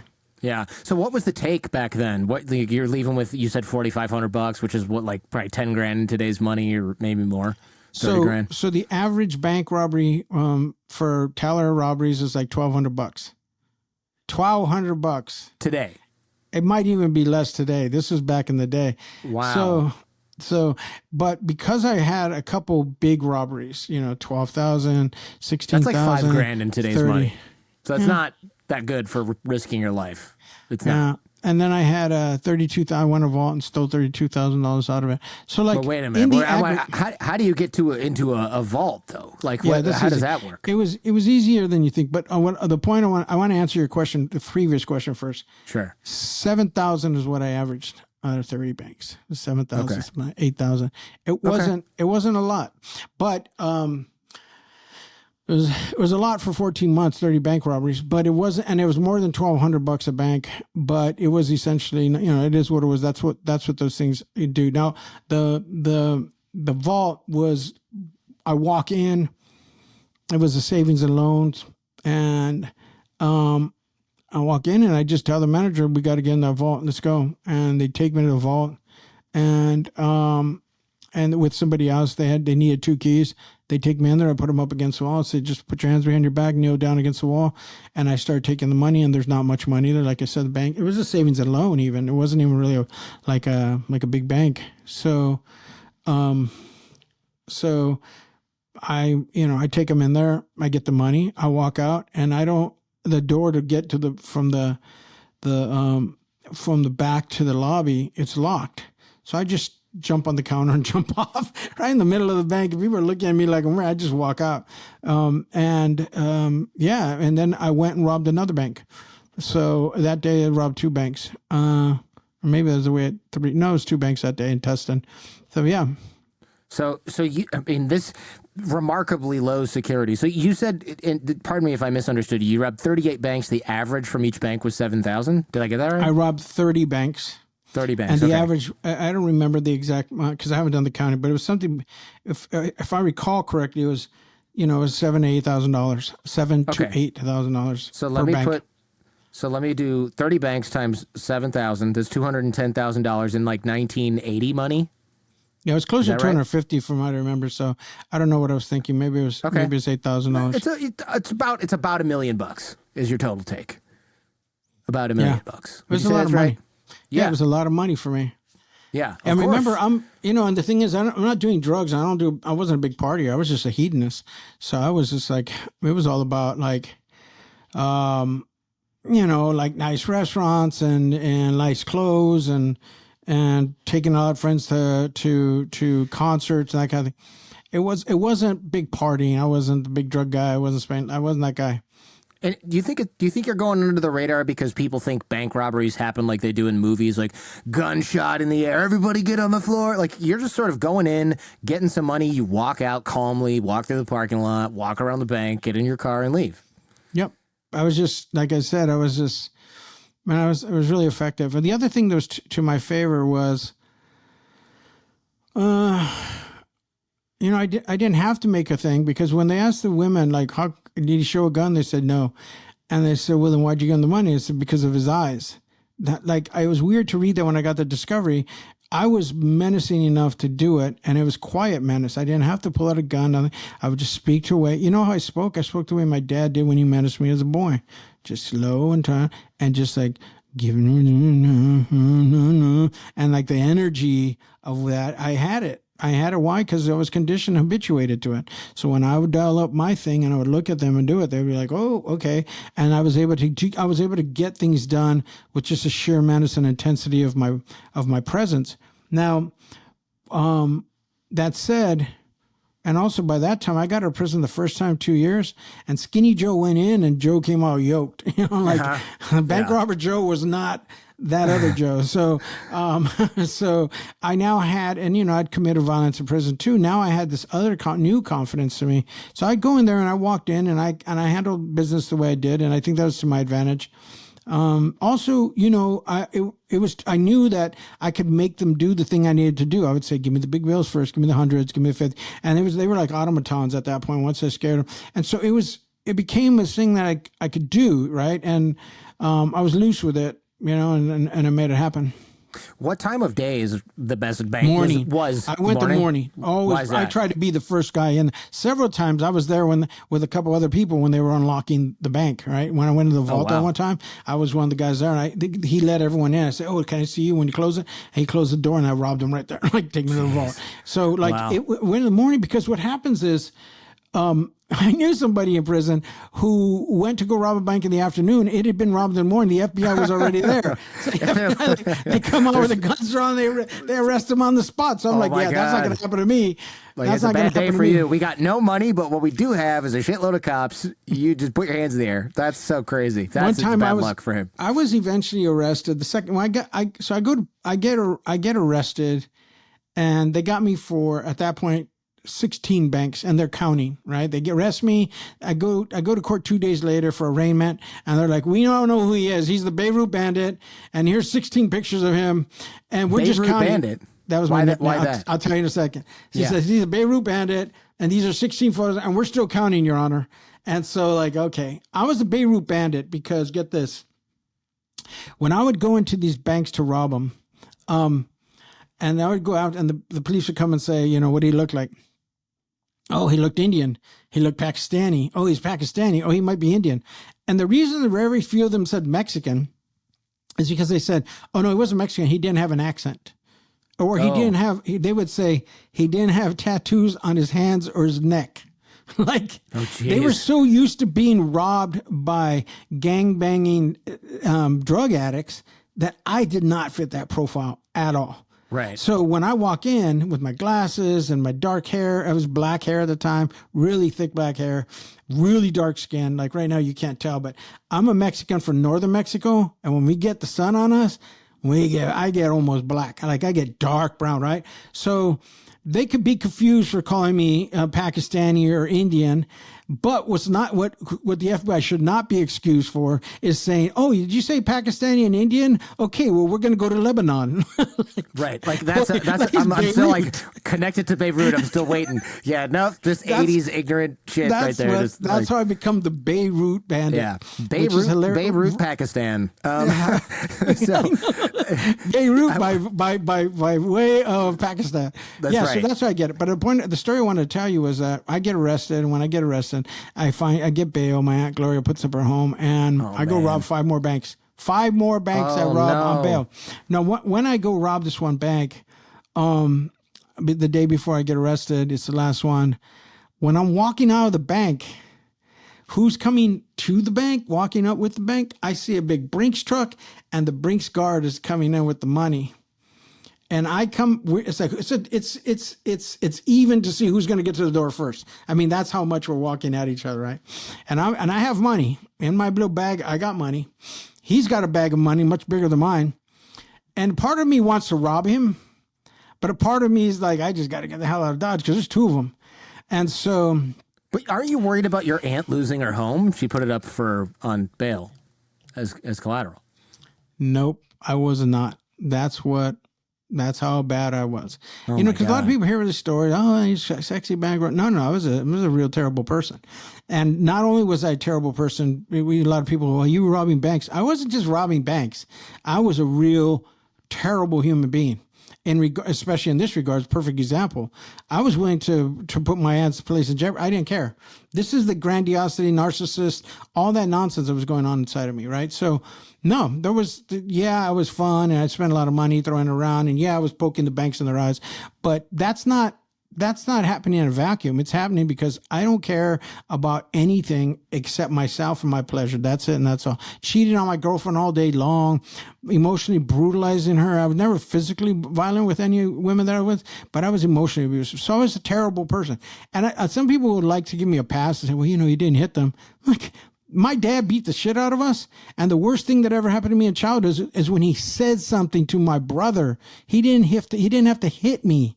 Emotional abuse is sometimes worse than the physical thing. The bones heal, the bruises go away, but the emotional stuff, when you say stuff to people, that's terrible. So I don't give myself a pass on that, but I do want to say that I was that guy. I was a terrible guy there and all the way around. I could be generous. And, like when I steal money, sometimes I would give it to poor mothers who were single mothers at Christmas time who had a bunch of kids. I could do that, but that doesn't cover the fact that I was a bad person and was willing, in this case, to have my aunt lose her home. So, yes, that happened. And terrorized the hell out of every teller I got a hold of. I just terrorized them, right? So that's a terrible thing.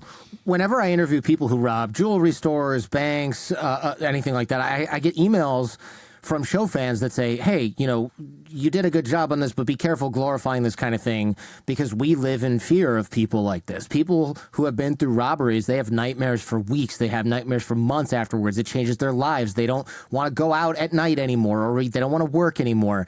Now that you're out of the whole mess, what do you think about all that? I mean, do you think about the women who, and men for that matter, who are just scared to death, that didn't want to go back to work, that retired early, or, had nightmares for 6 months after this? It's especially scary for women, I think. Well, absolutely. I mean, okay, so a couple of things I need to say about that. One, it's true that I robbed the banks, and banks are terrible places. I have no respect for banks. They do really terrible things, and always have. I mean, there's a reason why in this country, the original bank robbers from the Depression, those guys were heroes. They're folk heroes. Why? Because they knew that the banks have ripped off so many people that when they would go into those banks, like Pretty Boy Floyd, he would go there, and because they didn't have computers at that time, he would set fire to the mortgages that the banks held on those farmers. Right. So they became folk heroes because they were like, banks had brought on the Depression for everyone. So when I robbed those banks, I don't feel guilty about it. I did the time for those banks. I served my time. That's equal now. Like, I did something bad, I served time for it. But I never could serve time for the pain that I inflicted on these women and a few men. And so I don't give myself a pass for that. I feel terrible about it. In fact, the worst thing that I have, worst regrets and shame, what I carried on for a long time was for that. That's the terrible part of the crime that I couldn't deal with. And also what's interesting is a podcast once about me called the Bank Robber Diaries. They interviewed a woman who was one of the tellers, right?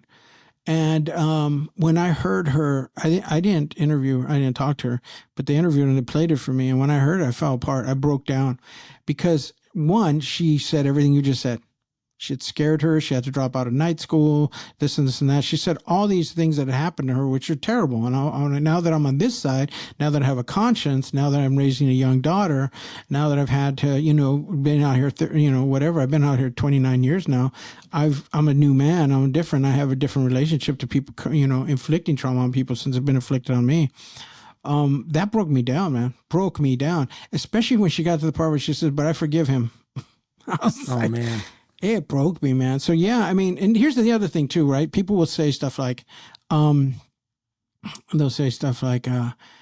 "Hey, so have you tried to reach out to these women who you robbed?" And stuff? I'm like, what are you talking about? That sounds like the most asinine thing. Plan. I don't think they want to hear from you. I'm going to go out on a limb and say they don't want to hear from you. I don't know, man. More importantly, this is the way I look at it.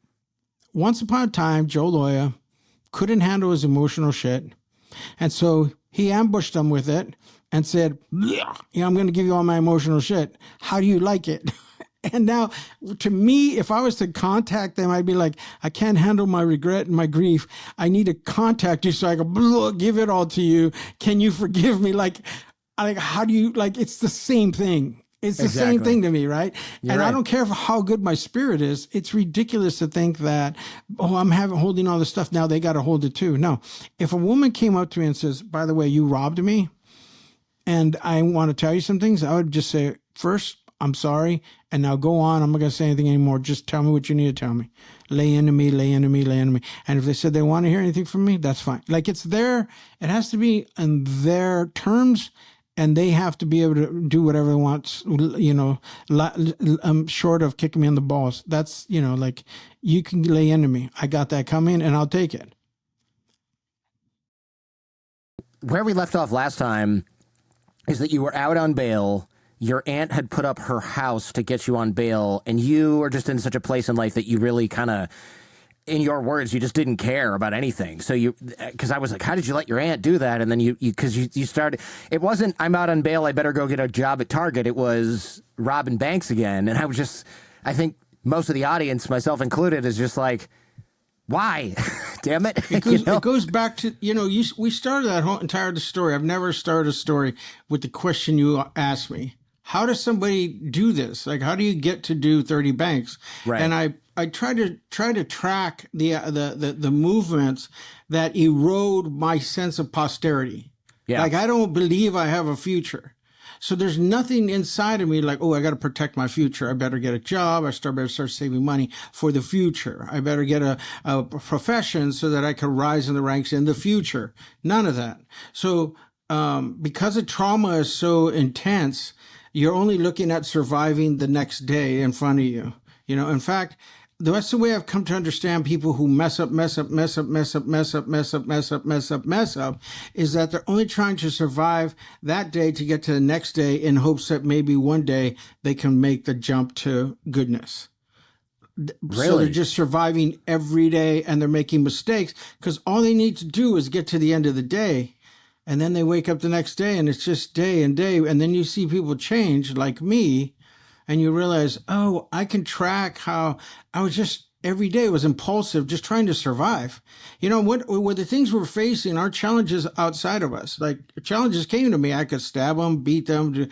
It wasn't the external challenges. It was all the challenges inside of us that a lot of us don't have language to process. I told you when I had grief as a child, what did they tell me? Don't cry. Don't cry. Because your mom's in heaven, which compounded my pain because now I'm feeling guilty. All that's internal. I told you one of the worst things that happened to my child had nothing to do with physical beatings. It was what I heard and how my body metabolized that thing my dad said to my brother. What is that? It's all internal. Our internal compass is so messed up. It's like looking at a compass that's just spinning. There's no true north, there's no nothing. It's just spinning out of control. And nobody can help us figure out how to grab a hold of this trauma, place it down, ground it, and start working on it. Right? None of that. What's given to us instead is language of, oh, you're a up, you're a sinner, you're a bad person, you're a super predator, you're all that stuff, right? Psychopath, narcissist, but we're just trying to get by. We're trying to do it. Now, over time, we can become habituated to the underworld, to the other side of taboo, to the grand transgressive life, and it's hard to get out of it once you've allowed your trauma to get you in there and swim in it. It was challenging for me to get out of it, but and then you're a mess. Then it's like you can't play well with others.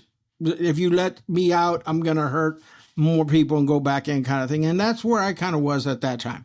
I was at the place where no sense of future, no job. I didn't want a job. You had an interesting idea as well, which was teach another guy to rob banks. So what was the plan here? Like teach him to rob banks and you take a cut and there's less risk for you? I mean, obviously it was like, I still want to make bank robbery money. Right. But the FBI have my photo and they know my MO. Like if I go rob a bank, they're going to look at that photo and be like, wait, we just locked this guy up a month ago. That's the Beirut Bandit, right? And I wasn't a disguised kind of guy.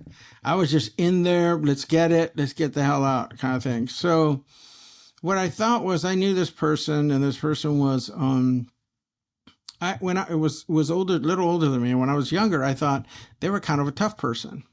And I thought, let me recruit this tough person. But by all measures, that I now measure toughness, this person had no toughness.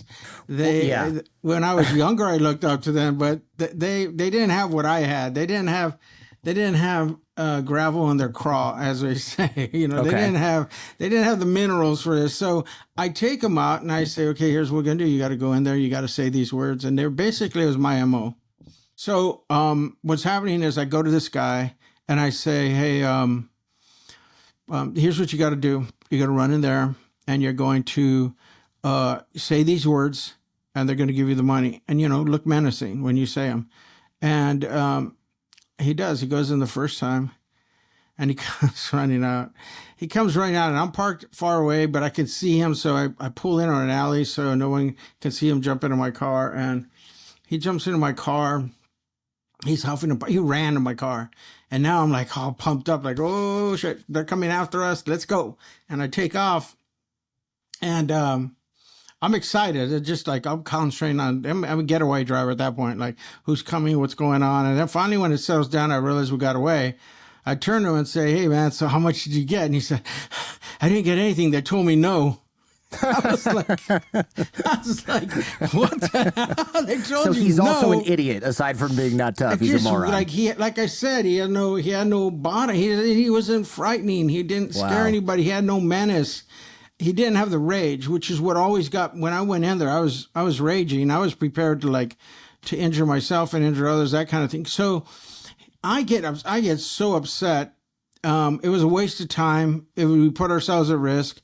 So I pull over and I scold him and I say, here's how you need to think about it. I said, those people went up to your house last night while you were asleep. They went upstairs. They grabbed your pants. And while you were sleeping, they took them out. They grabbed your wallet. They took all your money. Your money's in that bank. All moral authority accrues to you now. Yeah. You are in a position to go get your money. They took your money. That's your money. That's how you have to go in there to think about it. And so I sent him in the next time thinking that, okay, I gave him the hype, right? I gave him the game.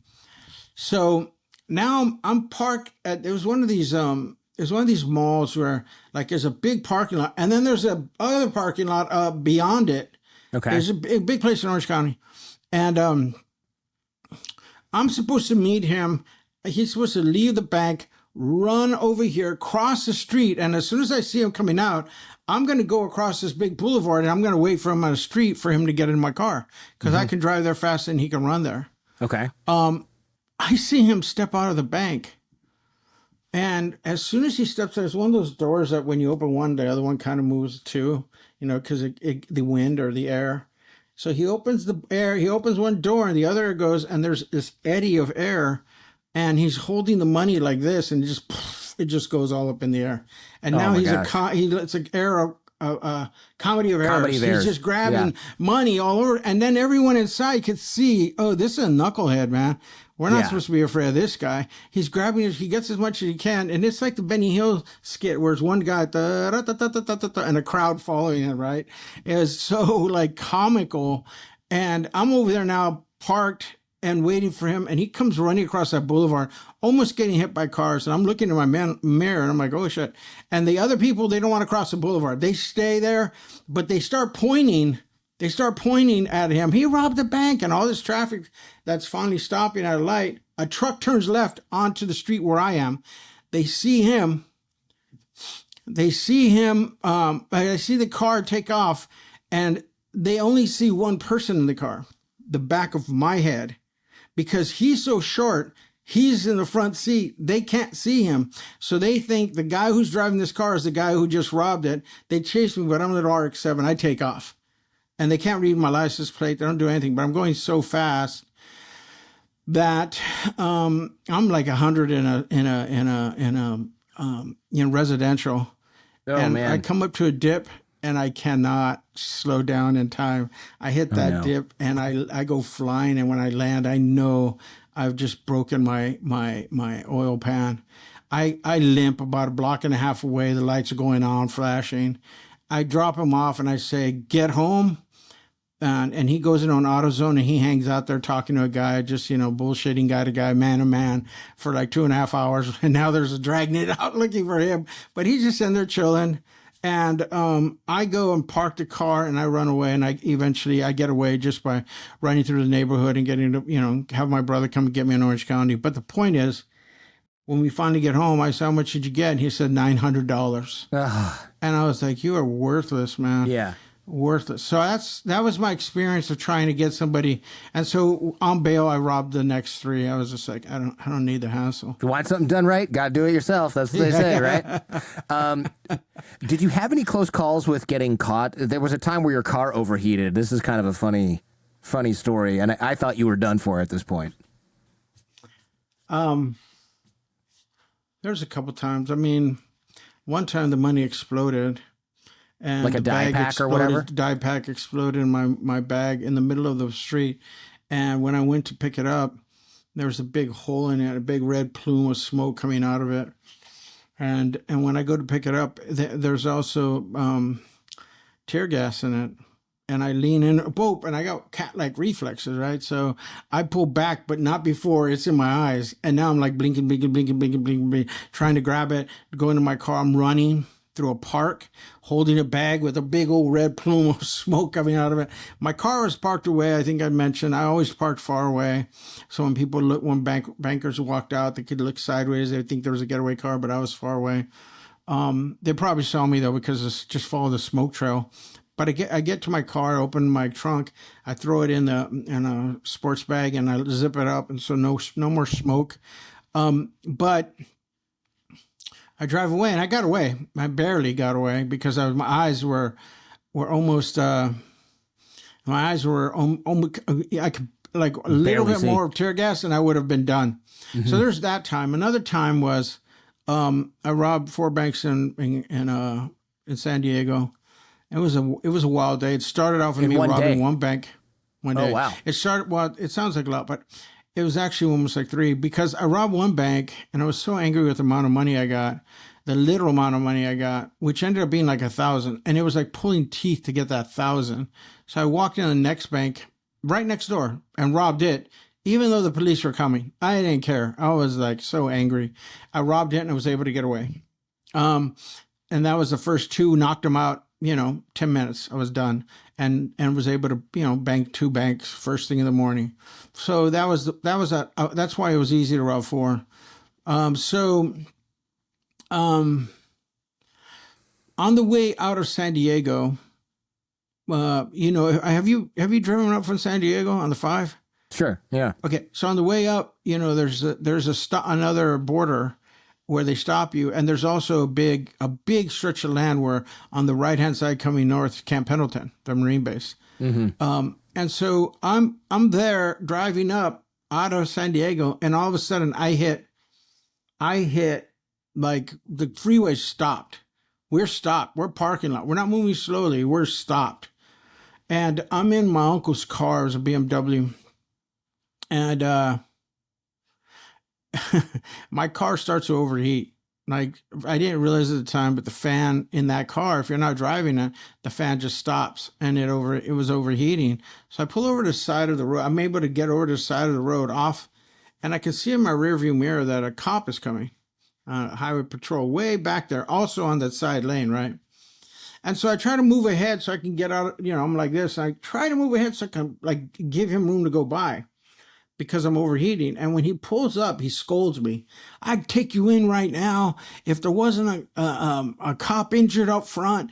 You're not supposed to be driving." I said, "I'm not driving, man. My car's overheated. I don't give a f-." And he just takes off. Uh-huh. And I was like, I got over $50,000 in my trunk and a bunch of change of clothes. And maybe a dye pack in there that you don't know about. I might, maybe. But the fact is that I have a lot of money I'm getting away. Now, I'm there, and I'm thinking, you know what? These people may have stopped for me. This might be for me. So remember, I got arrested the first time before I went to prison the first time. I got arrested at the border going to Mexico because they were looking for stolen cars. So I'm thinking this might be that kind of thing again, right? So I get out of the car, and I start walking backwards because I want to see if I can find one of those call boxes. Oh yeah. So I could see if I can get a truck to come out and help me.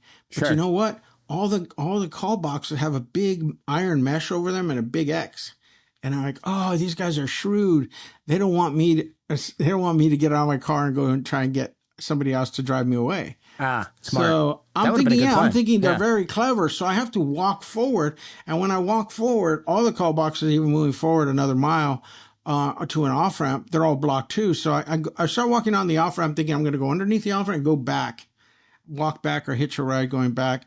I go to the bottom of the off ramp and there's a cop there directing everybody into Camp Pendleton.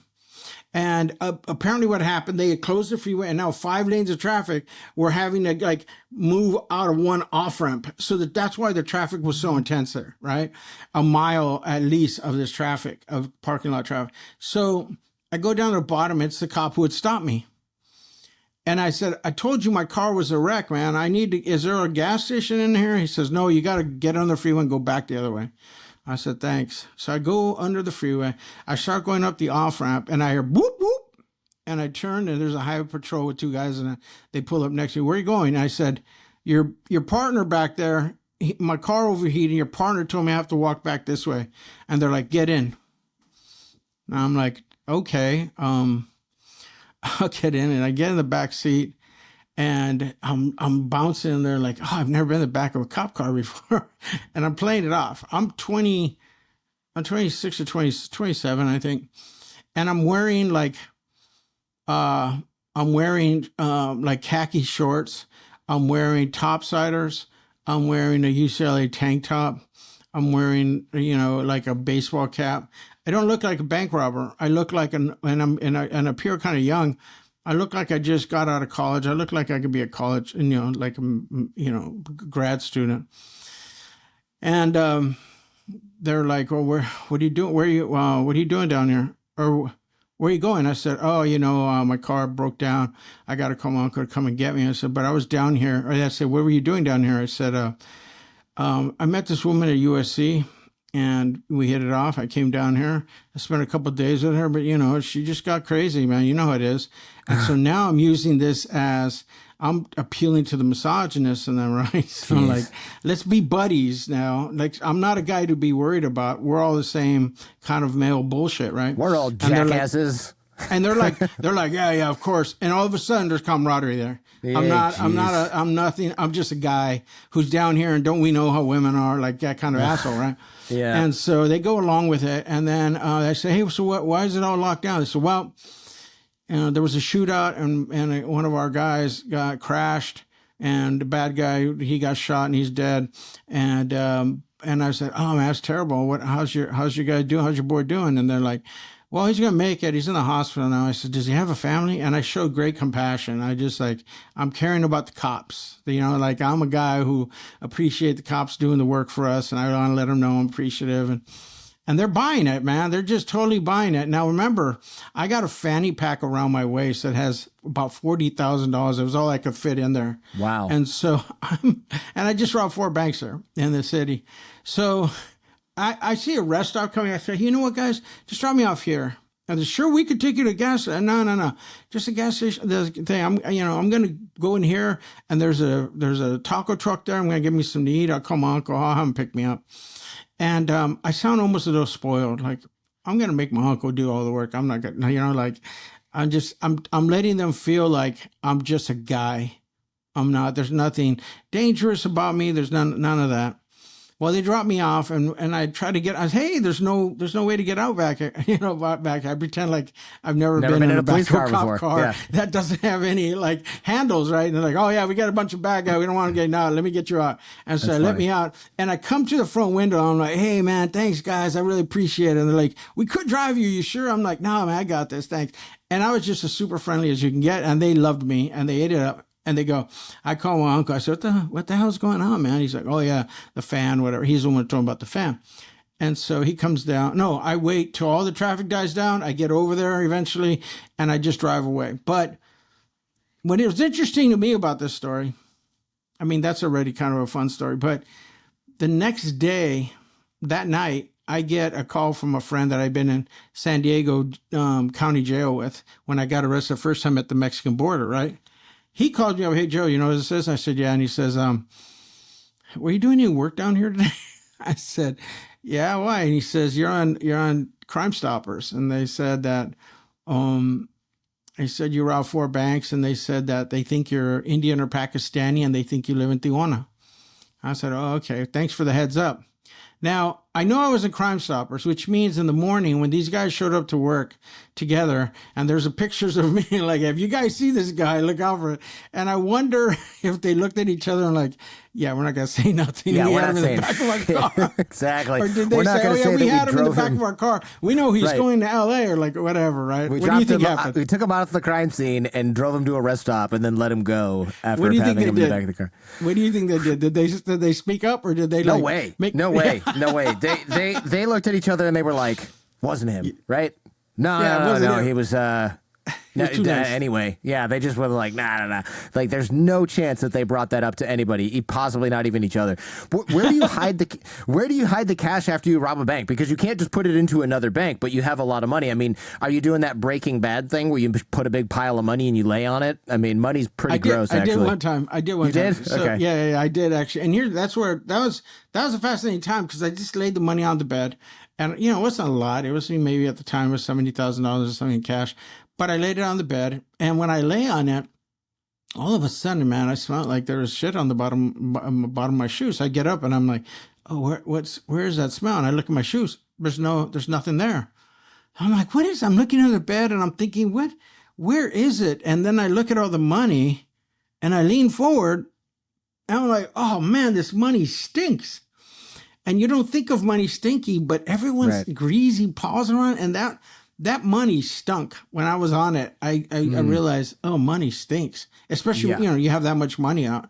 That was an interesting observation to make about money. Really stinks when you have a lot of Yeah. it. Yeah, it's kind of gross. Lead us through how you get caught, but then since you had the double, they got confused and they couldn't pin it on you. Okay, so when I get caught, no, not when I get caught, but when that guy robs that bank, the guy you trained, that guy the tutored, dummy. right?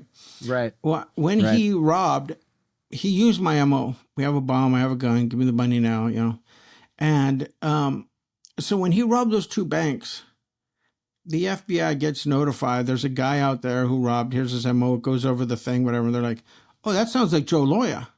So those 2 guys who are investigating the FBI, they go to the bank, and they have a 6-pack of photos. One of them's me. And they show it to 2 women. And 2 women point at me and say, this is the guy who robbed us. Now, I wasn't in the bank, obviously. So they go and they rescind my bail. And the FBI agent, Special Agent Keith Cordes, who we befriended each other much later. But Keith Cordes, he calls my dad and said, hey, man, you're sorry to say, but your son started robbing again. And my dad's on. He says he's considered armed and dangerous. So if you want to help him, tell him to turn himself in, because I probably won't be the one to arrest him, and they'll think he's armed and dangerous. He could die. He can get killed. So my dad gets a hold of me, or I call my dad. Hey, what's up, Dad? And he says, turn yourself in. They rescind. They know you robbed that bank. So I wasn't in any bank today. And he says, they know you robbed it. They have it positively identified. I said, Dad, I swear on Mom's grave, I was not there. Now, Mom's grave's sacred to me. And so when I said that, he was like, oh, okay, I'll tell him. So he calls the FBI back and he says, listen, my son swore on his mother's grave, which is, I believe him. He wasn't in that bank. So he said, have Joe call me. So I call Special Agent Cordes. I said, dude, I wasn't in that bank. You can't rescind my bail. It wasn't me. He said, all right, I'm going to go the next day, and I'll go tomorrow and I'll check. And the way they could check is he gets the tape, and the person who is standing at the counter will come to a certain place on me, and it'll be 4 inches taller on him. Right. he's a good this much taller. I'm this much taller than him. So he goes the next day. Sure enough, I have a double. Yep. Because those 2 women were just robbed, and they both identified me, which means fresh identification, positive identification was totally wrong, which means Right. all the identifications when I got arrested, they went back to people who had been arrested 18 months before, been robbed 14 18 months months before? before, like Yeah. 10 months before, 8 months. All of those are suspect now because I have a double. So when I call him, he says, Joe, listen very carefully. Go to your attorney and tell them that you have a double. You have an official double. And so I do. And my attorney goes to the DA, and I get arrested. In the meantime, they go to I get arrested soon after, 3 days later or something. And my attorney goes to the DA and says he has a double. All those ones are suspect. And not only that, I had time cards at my job saying I was working that day. Positive ID trumps time cards. But when all those positive IDs just collapse, my time cards become boss. And so I have an alibi now where I was, but except for 3 banks. I didn't have an alibi for them. So they said, well, have him plead guilty to 3 banks, and we'll give him 8 years or something like that, and he'll do 7. And I was looking at 36 or something like that, 36 years. So I was like, where do I sign? Yeah. Like I got love. And that helped me. That guy who resembled me, it actually helped me so that Jeez. that's why I robbed 30 banks. And the FBI has been on TV on the show. I almost got away with it. And they said they actually suspect me of 30 or 40. That's their count. I know from my own count it was 30. So that guy he only stole $900, but he saved you like 29 years on your sentence. So he actually had the biggest take of all, that idiot. He ended up doing me good. But I ended up doing good by choosing him and Sure. getting him in that spot. Yeah. Prison sounded like chaos. I mean, what you wrote about or what you talked about in the podcast, I mean, you think like, oh, prison is boring or prison isn't like TV. It sure seemed like it was almost like TV. Some of the stuff you described, the chaos that was going on. You mentioned that I think you either saw or at least heard a guy getting lit on fire in his cell. I mean, what the hell is that? What's that all about? Yeah. That's a crazy place. I'm watching a show right now called The Night Of. It's on HBO. And it's a great show. It's about a guy who's innocent, but he gets pulled up into the system for a murder that he didn't commit. And he starts going through being a fish in prison. He gets confronted with all these things that he's totally unaware of, all the entries. What's a fish? Fish is like a first termer, like first time Okay. in. He's just a little guy, and there's sharks, and there's fish. Just like I see. you might as well call him a guppy, right? He's just new, like I was when I went in. I didn't know what was the what. Fortunately, I had some experience of doing time before. A couple of guys there knew who I was. They knew I had a little reputation at the prison I was before because of violence I had committed and earned respect for that. So I can show up with a little something. Not only that, I happen to be fortunate because one of the most renowned neighborhoods in the California prison system is the neighborhood where I was born in. It's in Maravilla in East LA.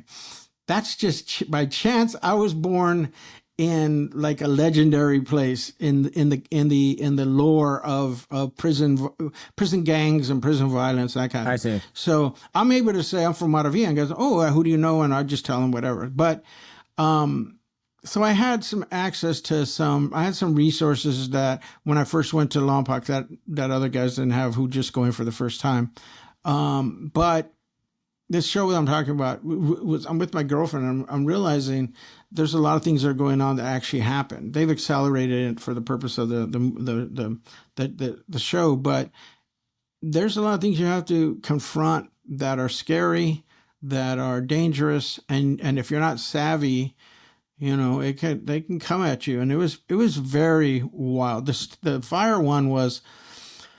I worked in the sign factory, and in the sign factory, there's a place where all the flammable stuff is. And they would open this big door, and me and another guy from the order, we'd go inside, and they'd close it and lock it up. And the only person allowed to come in was a guard and another inmate. They'd come with a cart, and they would give us a list of the paints and the acetone or whatever they needed, and we would give it to them. And we were locked in there. They'd lock us in again, and we just had to keep inventory of the stuff. And then when they came in, we would give them the stuff. But we would always smuggle stuff out. we were smugglers. We would take it out and we would sell it. He would smuggle out acetone, and acetone is what you could use. Put in a spray bottle, you could set someone on fire with it, right? Well, what happened one night? It's a very detailed story, and I really don't have a lot of time to get into it. But just suffice it to say, it was late at night. A guy was in the TV room. he gets out of the TV room, and the guard says, okay, stand in front of your cell. And he goes down to the first floor. He has a spray bottle of acetone in it. He goes on the first floor. The guard goes to the third floor to start letting guys into their cells from the TV room. And most of the guys are in their cells going to sleep. This is 11 o'clock at night, at 12 o'clock at night, whatever. And these guys, you're allowed to stay in the TV room on the weekend for 2 hours. And every hour a guard comes there and says, hey, who wants to get out now? And then the next hour, okay, everyone get out. And it was one of those moves. It was late at night, and this Native American is sleeping in a cell. This guy who has the water bottle is a white guy. He goes to the cell and he starts squirting in the room, on the floor, on the guy's blanket. He starts squirting inside, and then he lights it on fire. He goes to the next cell and he's doing the same thing, lighting it on fire. It was this guy's friend, lighting it on fire. But at this point, that guy is starting to hear this guy scream on fire in the first cell. So he gets up and he's able to kind of like put a pillow in it. So that guy doesn't have a chance to get him on fire. The only guy on fire is in the first cell, and he's on fire. He has long hair and everything. Now, I'm hearing screaming. I go to my window, and I could see the unit right across a little patch of grass, and one cell is lit up on fire. Jeez. And that's the guy who's screaming, trying to put it out. And it was terrible. And that wasn't the worst part. When the guards come, they all rush to that unit because the guard hits his panic button. All the guards come. They grab the guy who had lit it on fire. They don't know who he is. He's just standing out there because the guard had to come down to put him in a cell. They put him against the wall, and they say, here, they come with fire extinguishers, and they pull the guy out. And he's just sitting there they've put him out of fire, and he's laying there, and they're waiting for the nurses to come. And the guy who lit him on fire, who's sitting across the tier, just waiting, and in all the hubbub, he walks over there. He grabs a fire extinguisher right there, and he starts beating the guy he just set on fire. Wow. He starts beating him. The guards tackle him. So the final indignity wasn't just the fire. It was that, he got beat down with a fire extinguisher. He lived, but man. That's like, I mean, it's just these people are like animals in there, some of these people. That's really... Yeah. Like we're animals. We're animals out here too, but we have logic, and we try to hide all our animal instincts. But like polite society, like for me, I'm just like, wow, that level of brutality is actually insane, right? Yeah. Like I just never seen anything like that. And you have almost like a spiritual experience. You get in your own fight, you have almost like a spiritual experience in solitary confinement. Tell me about that. Yeah, so I was for the first half of it, I was a criminal. I was committing crimes. I was doing everything I could to make money in there and doing all the hustles that are against the law. But I get pulled up. I get swept up in a homicide investigation with 5 other Mexican guys, and they keep us there for 2 years before they say we didn't have anything to do with it. Jeez. And so because you're in prison for 7 years at this point, yeah. Yeah. So this is the middle of my term. Right in the middle of my term. And while I'm in there the first year, I'm doing everything I can to stay sane. I'm doing exercises. I'm doing concentration games. I'm trying to because you're locked in a cell the size of a parking stall for, 24 hours a day, 23 hours some days. They let you out to go to walk in a bigger cell for rec 5 times a week and then 3 showers a week. So, you're locked in there for a long time. I do a lot of reading. I do this stuff. But my mind slowly started to fragment, and I started hearing voices. I had a hallucination that there's a little bald boy in my cell, and I cracked, and I see this bald boy in my cell, and I'm like, oh no, I've seen guys crack in solitary confinement, and they do crazy things, and I was like, oh no, I can't tell the difference between reality and fantasy now, so I'm in that realm, and there was a guy once who came out. And he went in, Bobby, and when he came out, he put red pencil on his cheeks. He tucked his T-shirt in to make it look like a halter top. He rolled his boxers up to make them look like panties. And he came out Sally, Oh my God. There was another guy just rubbed feces all over himself when he went crazy, and they had to try and get him out, and nobody wanted to go in there to drag him out. Right. People go crazy. They do crazy things in there. And I was thinking, oh no, I'm on that spectrum now. Yeah. I know that this isn't cool. I just saw somebody that feels as real as anything as if I, in the visiting room, And as I'm lying there thinking I'm a wreck, within the day I realized, oh, when I was a kid, about a 7-year-old bald kid I knew when I was 7, and he rode his bike in the neighborhood, and he had leukemia.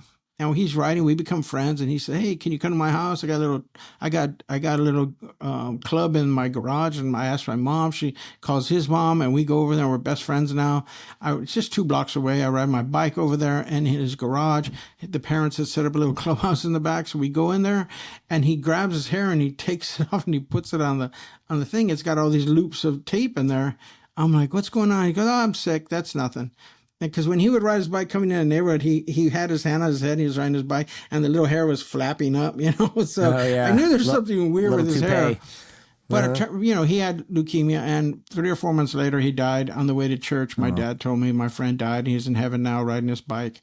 And so I'm thinking, oh, I knew a bald kid, and my psyche pulled up this bald kid out of nowhere. I'm visited there, and it's so humbling, this experience of going mad, of having this hallucination. I know how to perform prison maleness. I know how to perform, like, don't mess with me, like I've done violence already. And now I have this homicide investigation that I survive, and when I come out, there's something that happens to you when you're investigated for a homicide and you don't get the case, right? What men in prison think is, oh my God, you beat a homicide. You're a killer. Right. Yeah. That's just, and it's easier for them, it's easier for them to think that because it's safer. You don't know if I killed someone. I may have, though. And so you don't want to bother me. And what that did is allowed me distance from people, because now I've been writing the last year in prison, trying to save myself. I'm writing, I'm thinking of stuff, I'm writing stories. The first story I wrote that ended up in the memoir was about this bald kid, right? And so I'm writing all these stories from my past, and I need time in my cell to keep writing and investigating who I am. The great irony of my second half of doing time was I had to periodically really pretend like I was ready to stab someone or whatever, and commit violence on people, so that I had to project, so that you can get some peace and quiet. I will hurt you, so that I could be in my cell, becoming a more sensitive man, writing to investigate myself. That's the great irony. I'm having a spiritual awakening. Get away from me, or I'll stab you in the face with a pen.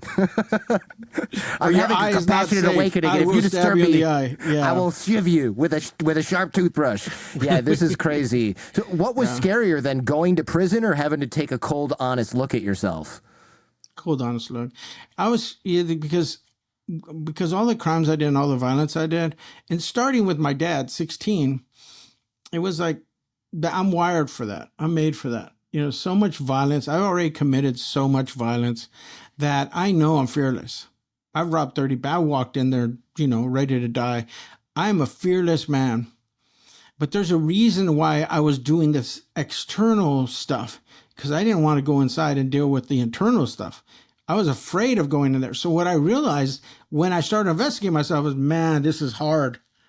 This is scary, because that meant I was going to have to change. I was going to have to confront all these griefs that are actually, those are the animating force to do what I'm doing, to live the way I'm living. I need this rage to survive here, to survive in the underworld. I need the rage. So all of a sudden, I'm thinking about dismantling my rage and confronting my grief to take away the power of the rage. And I'm like, I'm going to be naked. I'm like, I might as well be like melting my armor, because that's what I need. And the armor is what I need to survive in here. So it was scary. Like, it was super scary. And then, of course, there's all the grief that comes up that I'd shut down, and the conscience, right? I had a conscience now that was a baby conscience.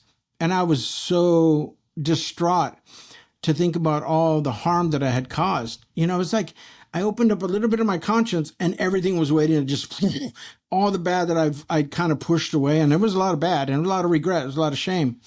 So it was heavy on me. It was super heavy. I wasn't sure how I was going to cope with it. So the writing was super helpful that way. Did you start to understand your father a little bit more, being in that position in solitary, and started having that, I guess, awakening?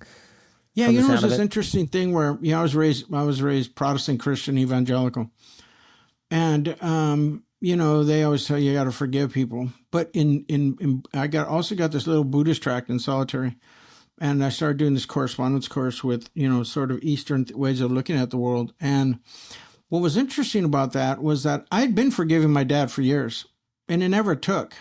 Never took. In fact, when I came out of prison, there's a lot of people who've been forgiving their dads, and it doesn't stay. It's hard to do that. And I figured out the reason it was hard for me was I was always thinking, I'm going to forgive my dad. And at the beginning of that is ego. It's me. And what it started sounding like in my ear was, I'm so magnanimous, which is already an ego. I'm so magnanimous that I'm going to bestow something on this lower person so that I can elevate him so that we're now fine. We're good now. But in order to make that happen, I have to bestow forgiveness on him. And to me, that power dynamic didn't feel cool. I was like, no wonder it doesn't work. It always starts with I. And so I read about compassion in a way that blew my mind. Because what compassionate told me to do was, you don't forgive them. You accept them for who they are. And the reason they are who they are is because look at their childhood, right? If you look at my dad's childhood, his father brutalized him. He was so bad that sometimes he would make my dad sleep in the chicken coop outside. I know this because his brothers and sisters told me. He was raised in such a violent home that he watched his mother get brutalized all the time, and he had to process that and the grief of that, right? So I looked at my dad and I started seeing that the guy who's hanging out, the guy who's in our home doing what he did, he wasn't a monster. Was he behaving monstrously? Yes, but he wasn't a monster. He was a little boy who had been beaten and beaten and beaten, and he was like a tree that you keep beating, it grows crooked. More importantly, it was like a little unlicked cub grown to grizzly size. He didn't get love. He got violence. What's he going to do? He's going to grow up and be this angry bear. And when I started looking at my dad's formation, I said, I don't need to forgive him. I just accept that he is who he is because this is what happened to him. And the biggest thing in me was I realized that we shared a grief that animated our violence as well. He was totally in pain by the death of my mother. It fractured him. And it destroyed me too. And so when I was able to look like, oh, our violence is underwritten in many ways by the death of my mother, the absence of my mother. And then that made solidarity between us. It's like I found the hidden likeness. Before it was just, oh, you're a monster and I was brutalized by you. Now it's like, no, we both share we share the same grief. And more importantly, our anger is trying to disguise that wound. So my dad has the wound, I have the wound, we have all these wounds from our childhood, we're the same. And when I had compassion for him, there was no need to forgive him at all. And so when I tell people that, they say, have you forgiven your dad? No, never. I have compassion for him. And another way to have compassion, a compassionate way to look at it was, he may have socked me, he may have choked me, he may have done all those things, beat me with a bat, but I don't take it personal.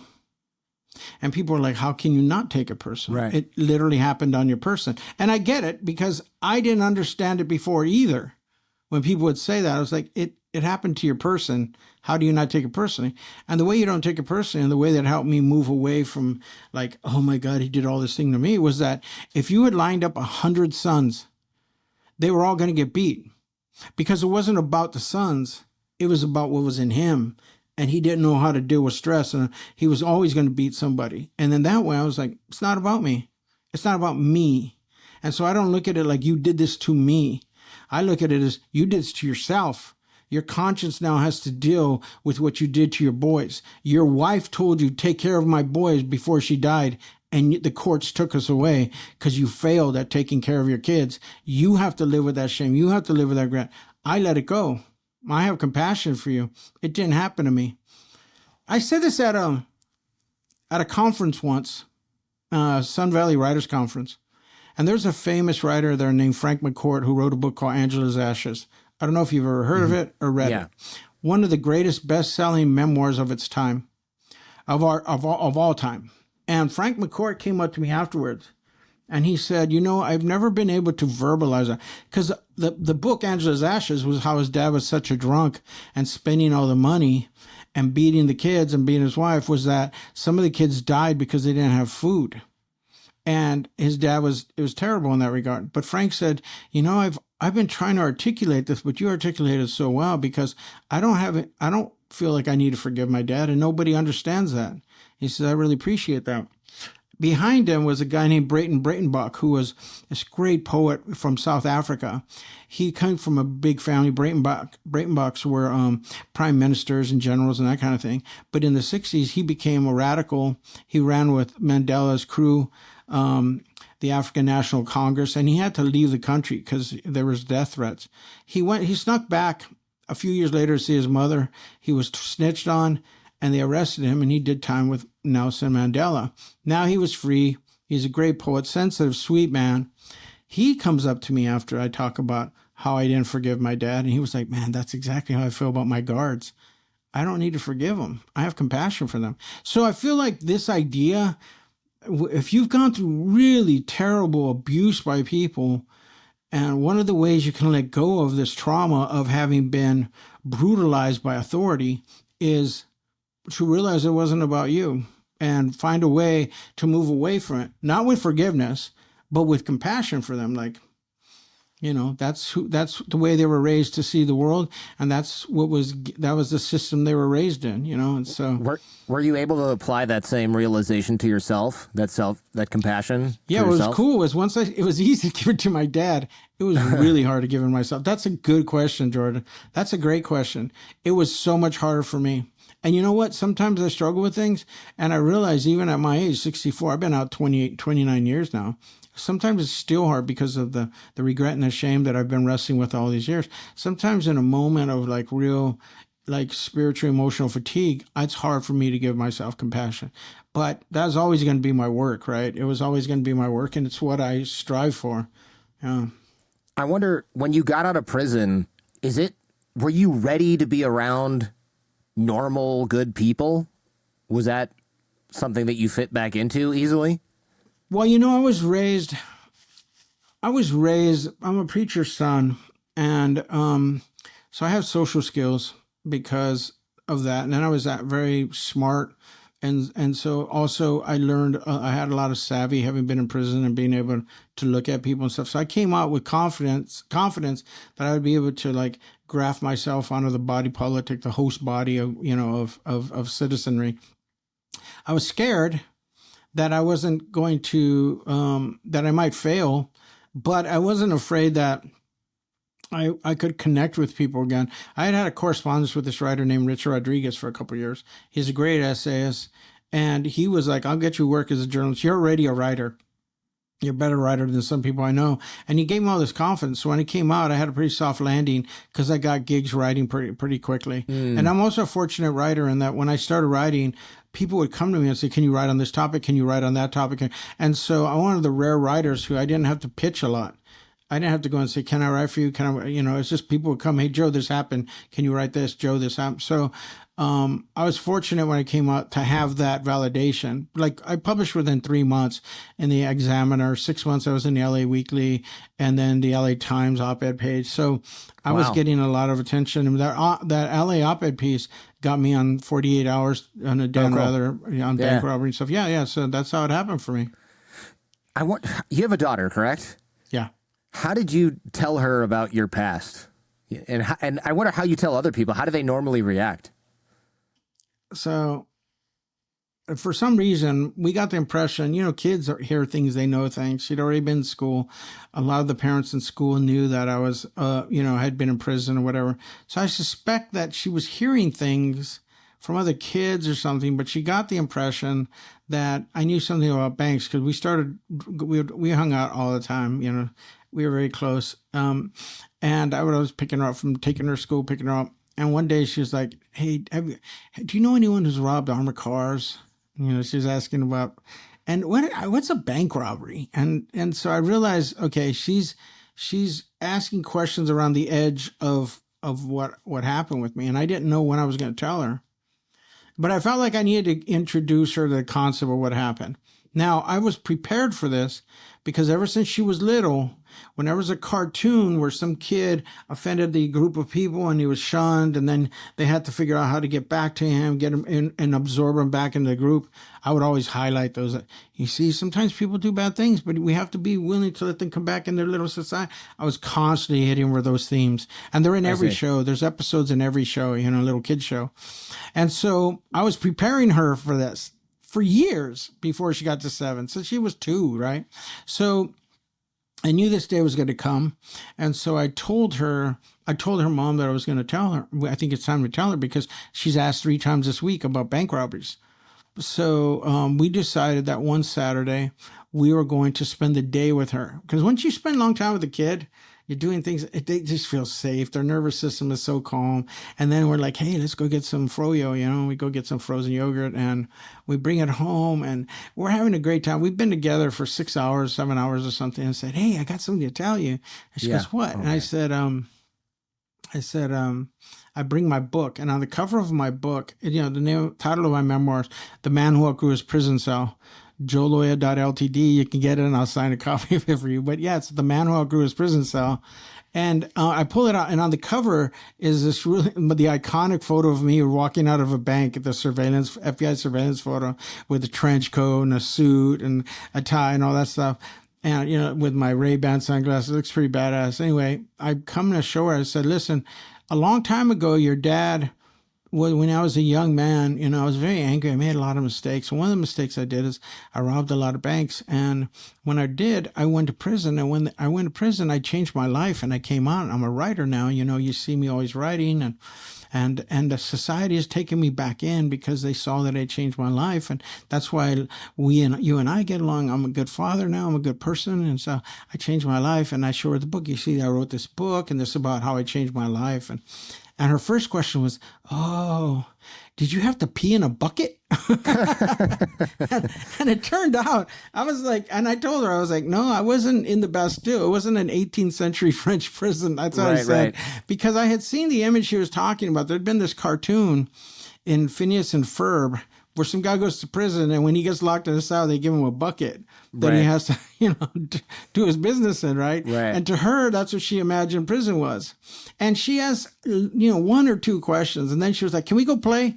And that was it. Like, I just needed to introduce a concept, and knowing that we've now begun a conversation about it. And over the years, she would ask, did you have a best friend? What did prison smell like? She would ask me questions that were really interesting to have that conversation. But that's what I told her.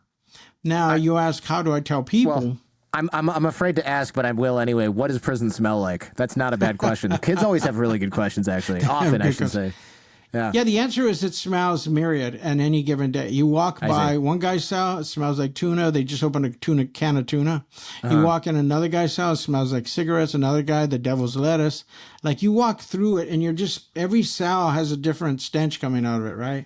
You walk by one cell, and a guy has on the floor, he has, what do you call that thing you do laundry with? It's the thing you put into softener, like a softener. Downy? Does that sound right? Sure. Yeah. And or also, one guy, he was this Cuban guy, he loved the smell of Bengay, and he thought, oh, it's really a strong scent. So he would get this boiling water from where you get your boiling water for your coffee. He would put it in a mop bucket, and then he would put Bengay in there. And so he would mop his floor with Bengay. Oh, my God. And so that scent came out of the cell really strong, right? Like, yeah, eucalyptus. Yeah, something, whatever. So I told her, it's just, at any given time, it's just different smells. There's not like one smell. Yeah. Okay. So you were going to tell me how other people react when you explain what you used to do. I mean, on a podcast, we ooh and ah and get the whole story, but what about the average person? You know, it depends when it comes up differently. You know, people find out about it too, you know, through other people. And the biggest response I get is like, you don't look like a violent person.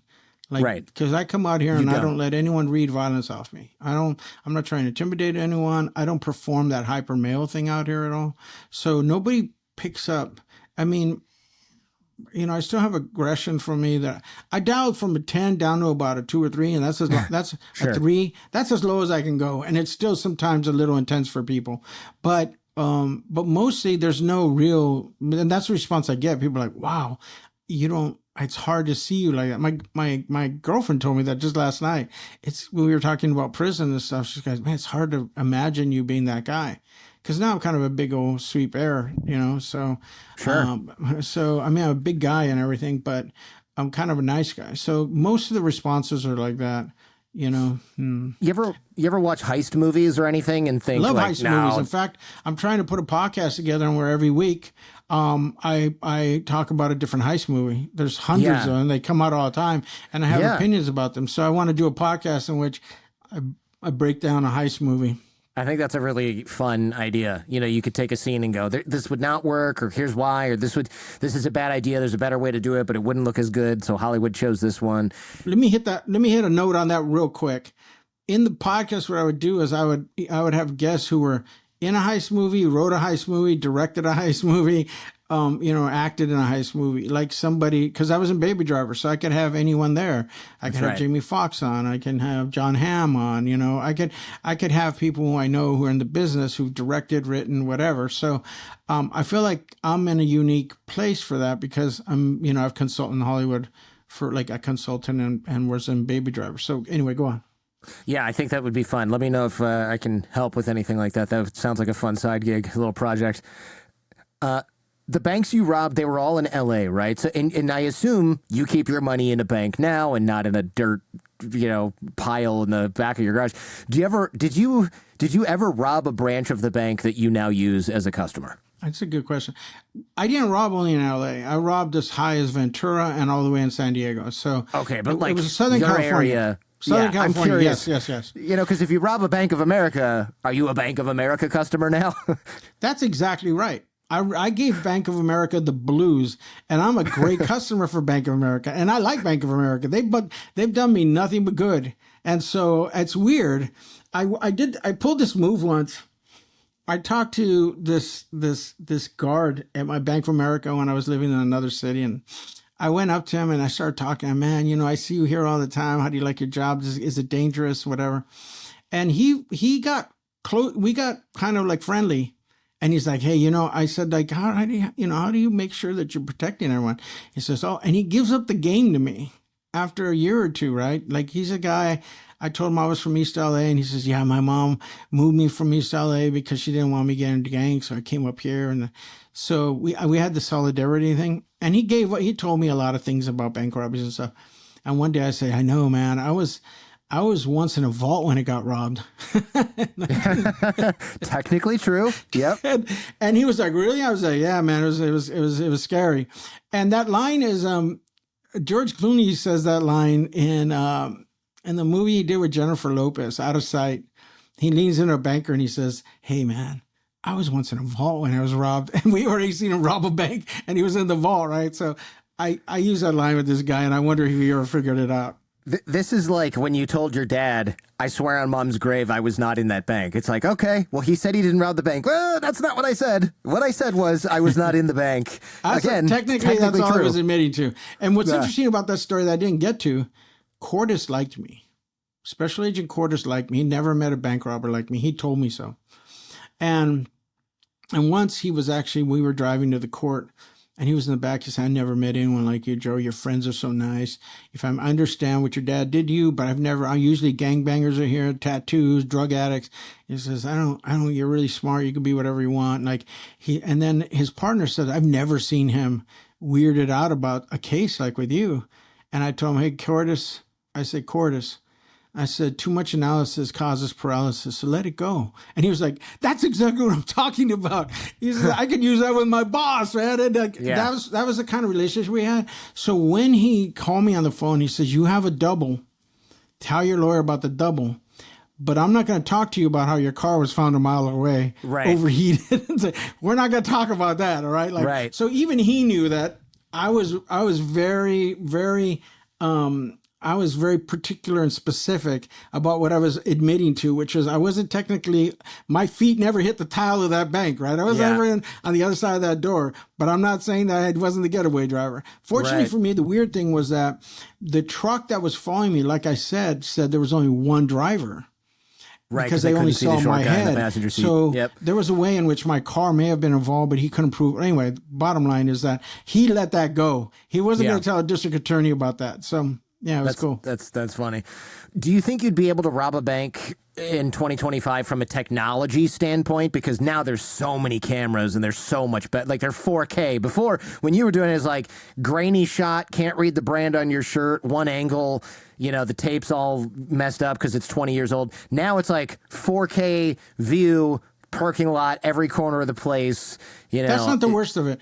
That's actually the easiest thing to overcome. The worst of it is everybody has cameras now. So I could be walking out of a bank and it's like, hey, look at that old man walking. I could have a disguise. They're like, look at that old man walking away, and just film me. Like, oh, I like his. On the phone. On their phone. People could just, or they could be doing something else and catch me. So like that is actually one of the most dangerous things is that you don't know who's taking photos of you or just video of you. You don't. It's out there everywhere, right? And also cameras are way more ubiquitous than they've ever been. They're everywhere outdoors. So you can get picked up a bunch of different ways, and they could track you like, okay, he passed this camera going that way, and let's go this way. And we find another camera over here showing him going this way. Like they can, you can be tracked. So that's a challenging one. But also the biggest challenge is that I don't have the requisite rage anymore to go in there and rob. I was capable of doing a lot of things because I was driven by rage and the I don't care attitude, right? And I don't care about my life if I put it on the line. I care about my life now, and I have a sense of posterity. So that, and I don't have the rage. And I'm an older man. I don't have the young rage that I had. So when I think about it, I don't worry about cameras. I don't think about it. So I really think about, do I even have what it takes to muster up to do a 30 bank robbery? No. If I was desperate, I think obviously I have muscle memory and I could do something, but I don't feel like I'd get away with it. And also, something would have to be dire. They're holding my family hostage, whatever, something like that. But I could do it, but I'm not sure that I would get away with it because, like I said, that's when the cameras and everything come into play. Sure. Which is why, I would never consider, even if I went back to crime for whatever reason, I would never think that bank robbery's the hustle. You ever walk or drive past a bank and go like, oh, yeah, I robbed that place before? Yeah. All the time. When I was in LA, there's a lot of ghosts. And in fact, I'm going to go visit a friend next week driving down. And she says, I live in Ventura. And when she lived in Valencia, I robbed her bank. Like literally the bank she went to. I knew her in high school.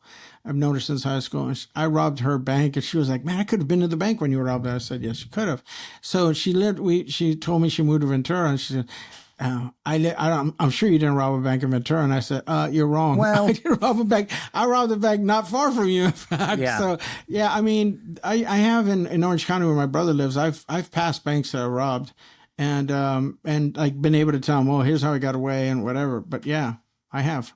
What's your relationship like with your father now? It's really close. You know, when I got out of prison, I went up to him and said, check this out, Dad. I've done a lot of bad. You've done a lot of bad. Why don't you let my bad cancel out yours and you let your bad cancel out mine? Let's just start fresh, right? I'm not beefing with you. I have all this compassion towards you. I want to be a new man. Let's start over. And so my brother and him were having problems, and I wanted to model for my brother how I got over a lot of things to get to my dad in a really healthy way. And so my brother got on board, and we've been working with my dad since, 1996. And he was not doing well. And our love helped him get back on his feet and help him out. And all these years, we've been pretty tight. There was a couple years after my book came out where he was kind of upset the way he was portrayed. But we worked through that. I knew we were going to have a very long relationship. He's now 80. My brother and I love him. Every time I'm in LA, I see him. I'm in the Bay Area now. But My brother hangs out with him every Tuesday. He takes him for running a bunch of errands and stuff. So we love Ida. We call him a couple times a week. I talk to my brother almost every day. So we're a tight family now. We don't have my mom, but we have each other. And one of the ways in which we get along really well is my brother and I feel like my mother loved this man. My mother loved him, no getting around it. And she had big love for all my aunts on her side. Everyone knows my mother loved him. And so to honor my mother, we carry on that love for my dad, like hold the love she had for him and respect that love. And it makes it easier to approach him and deal with him with love, And so we just throw a lot of love at the relationship. And, my dad's pretty articulate. And at this age, we can have conversation with him. He's having memory loss now, and things are starting to happen with him in that regard. But he still has his faculties enough so he can remember things from the past, and we talk about a lot of things in the past. But I don't know, about 15 years ago, I stopped talking about our past. I said, I don't want to talk about what happened anymore. You're my dad, and moving forward, because he would always talk about like, oh, I was a terrible dad. So stop talking like that. I said, you're still my dad. You think you were a terrible dad because you think your dad, you stopped dadding it the minute I stabbed you, but you're still my dad. You can model an end game for me. Show me how I'm supposed to leave this world. I need you. You're still my dad, man. Be good. Show me. And he took to that. He was like, all right, I'm still your dad. And so what I would do is when I was with my daughter, when she was born, she would do something that was something she was doing. She would copy me. We had little things I played with and stuff. And I was copying my dad, what he did to me when I was a kid. And so she would do something. I would call my dad, hey, man, look at that thing you did for us. It's now third generation, man. So I would constantly say lovely things about how he did a bunch of good things. I wanted to always highlight the good things and how they rippled through me and were rippling into my daughter. And that was helping him heal, too, because he only had a sense of himself as being a terrible father from 0 to 16. And I'm trying to let him know those spikes of bad behavior were small compared to all the good that you did for me and my brother. I'm an artist because of my dad. I have good facility with language. Because of my father, I'm an artist, because of my dad. There's a lot of things that I appreciate in the world because of my dad, ideas. And so I try to always remind him, Dad, you did good, man.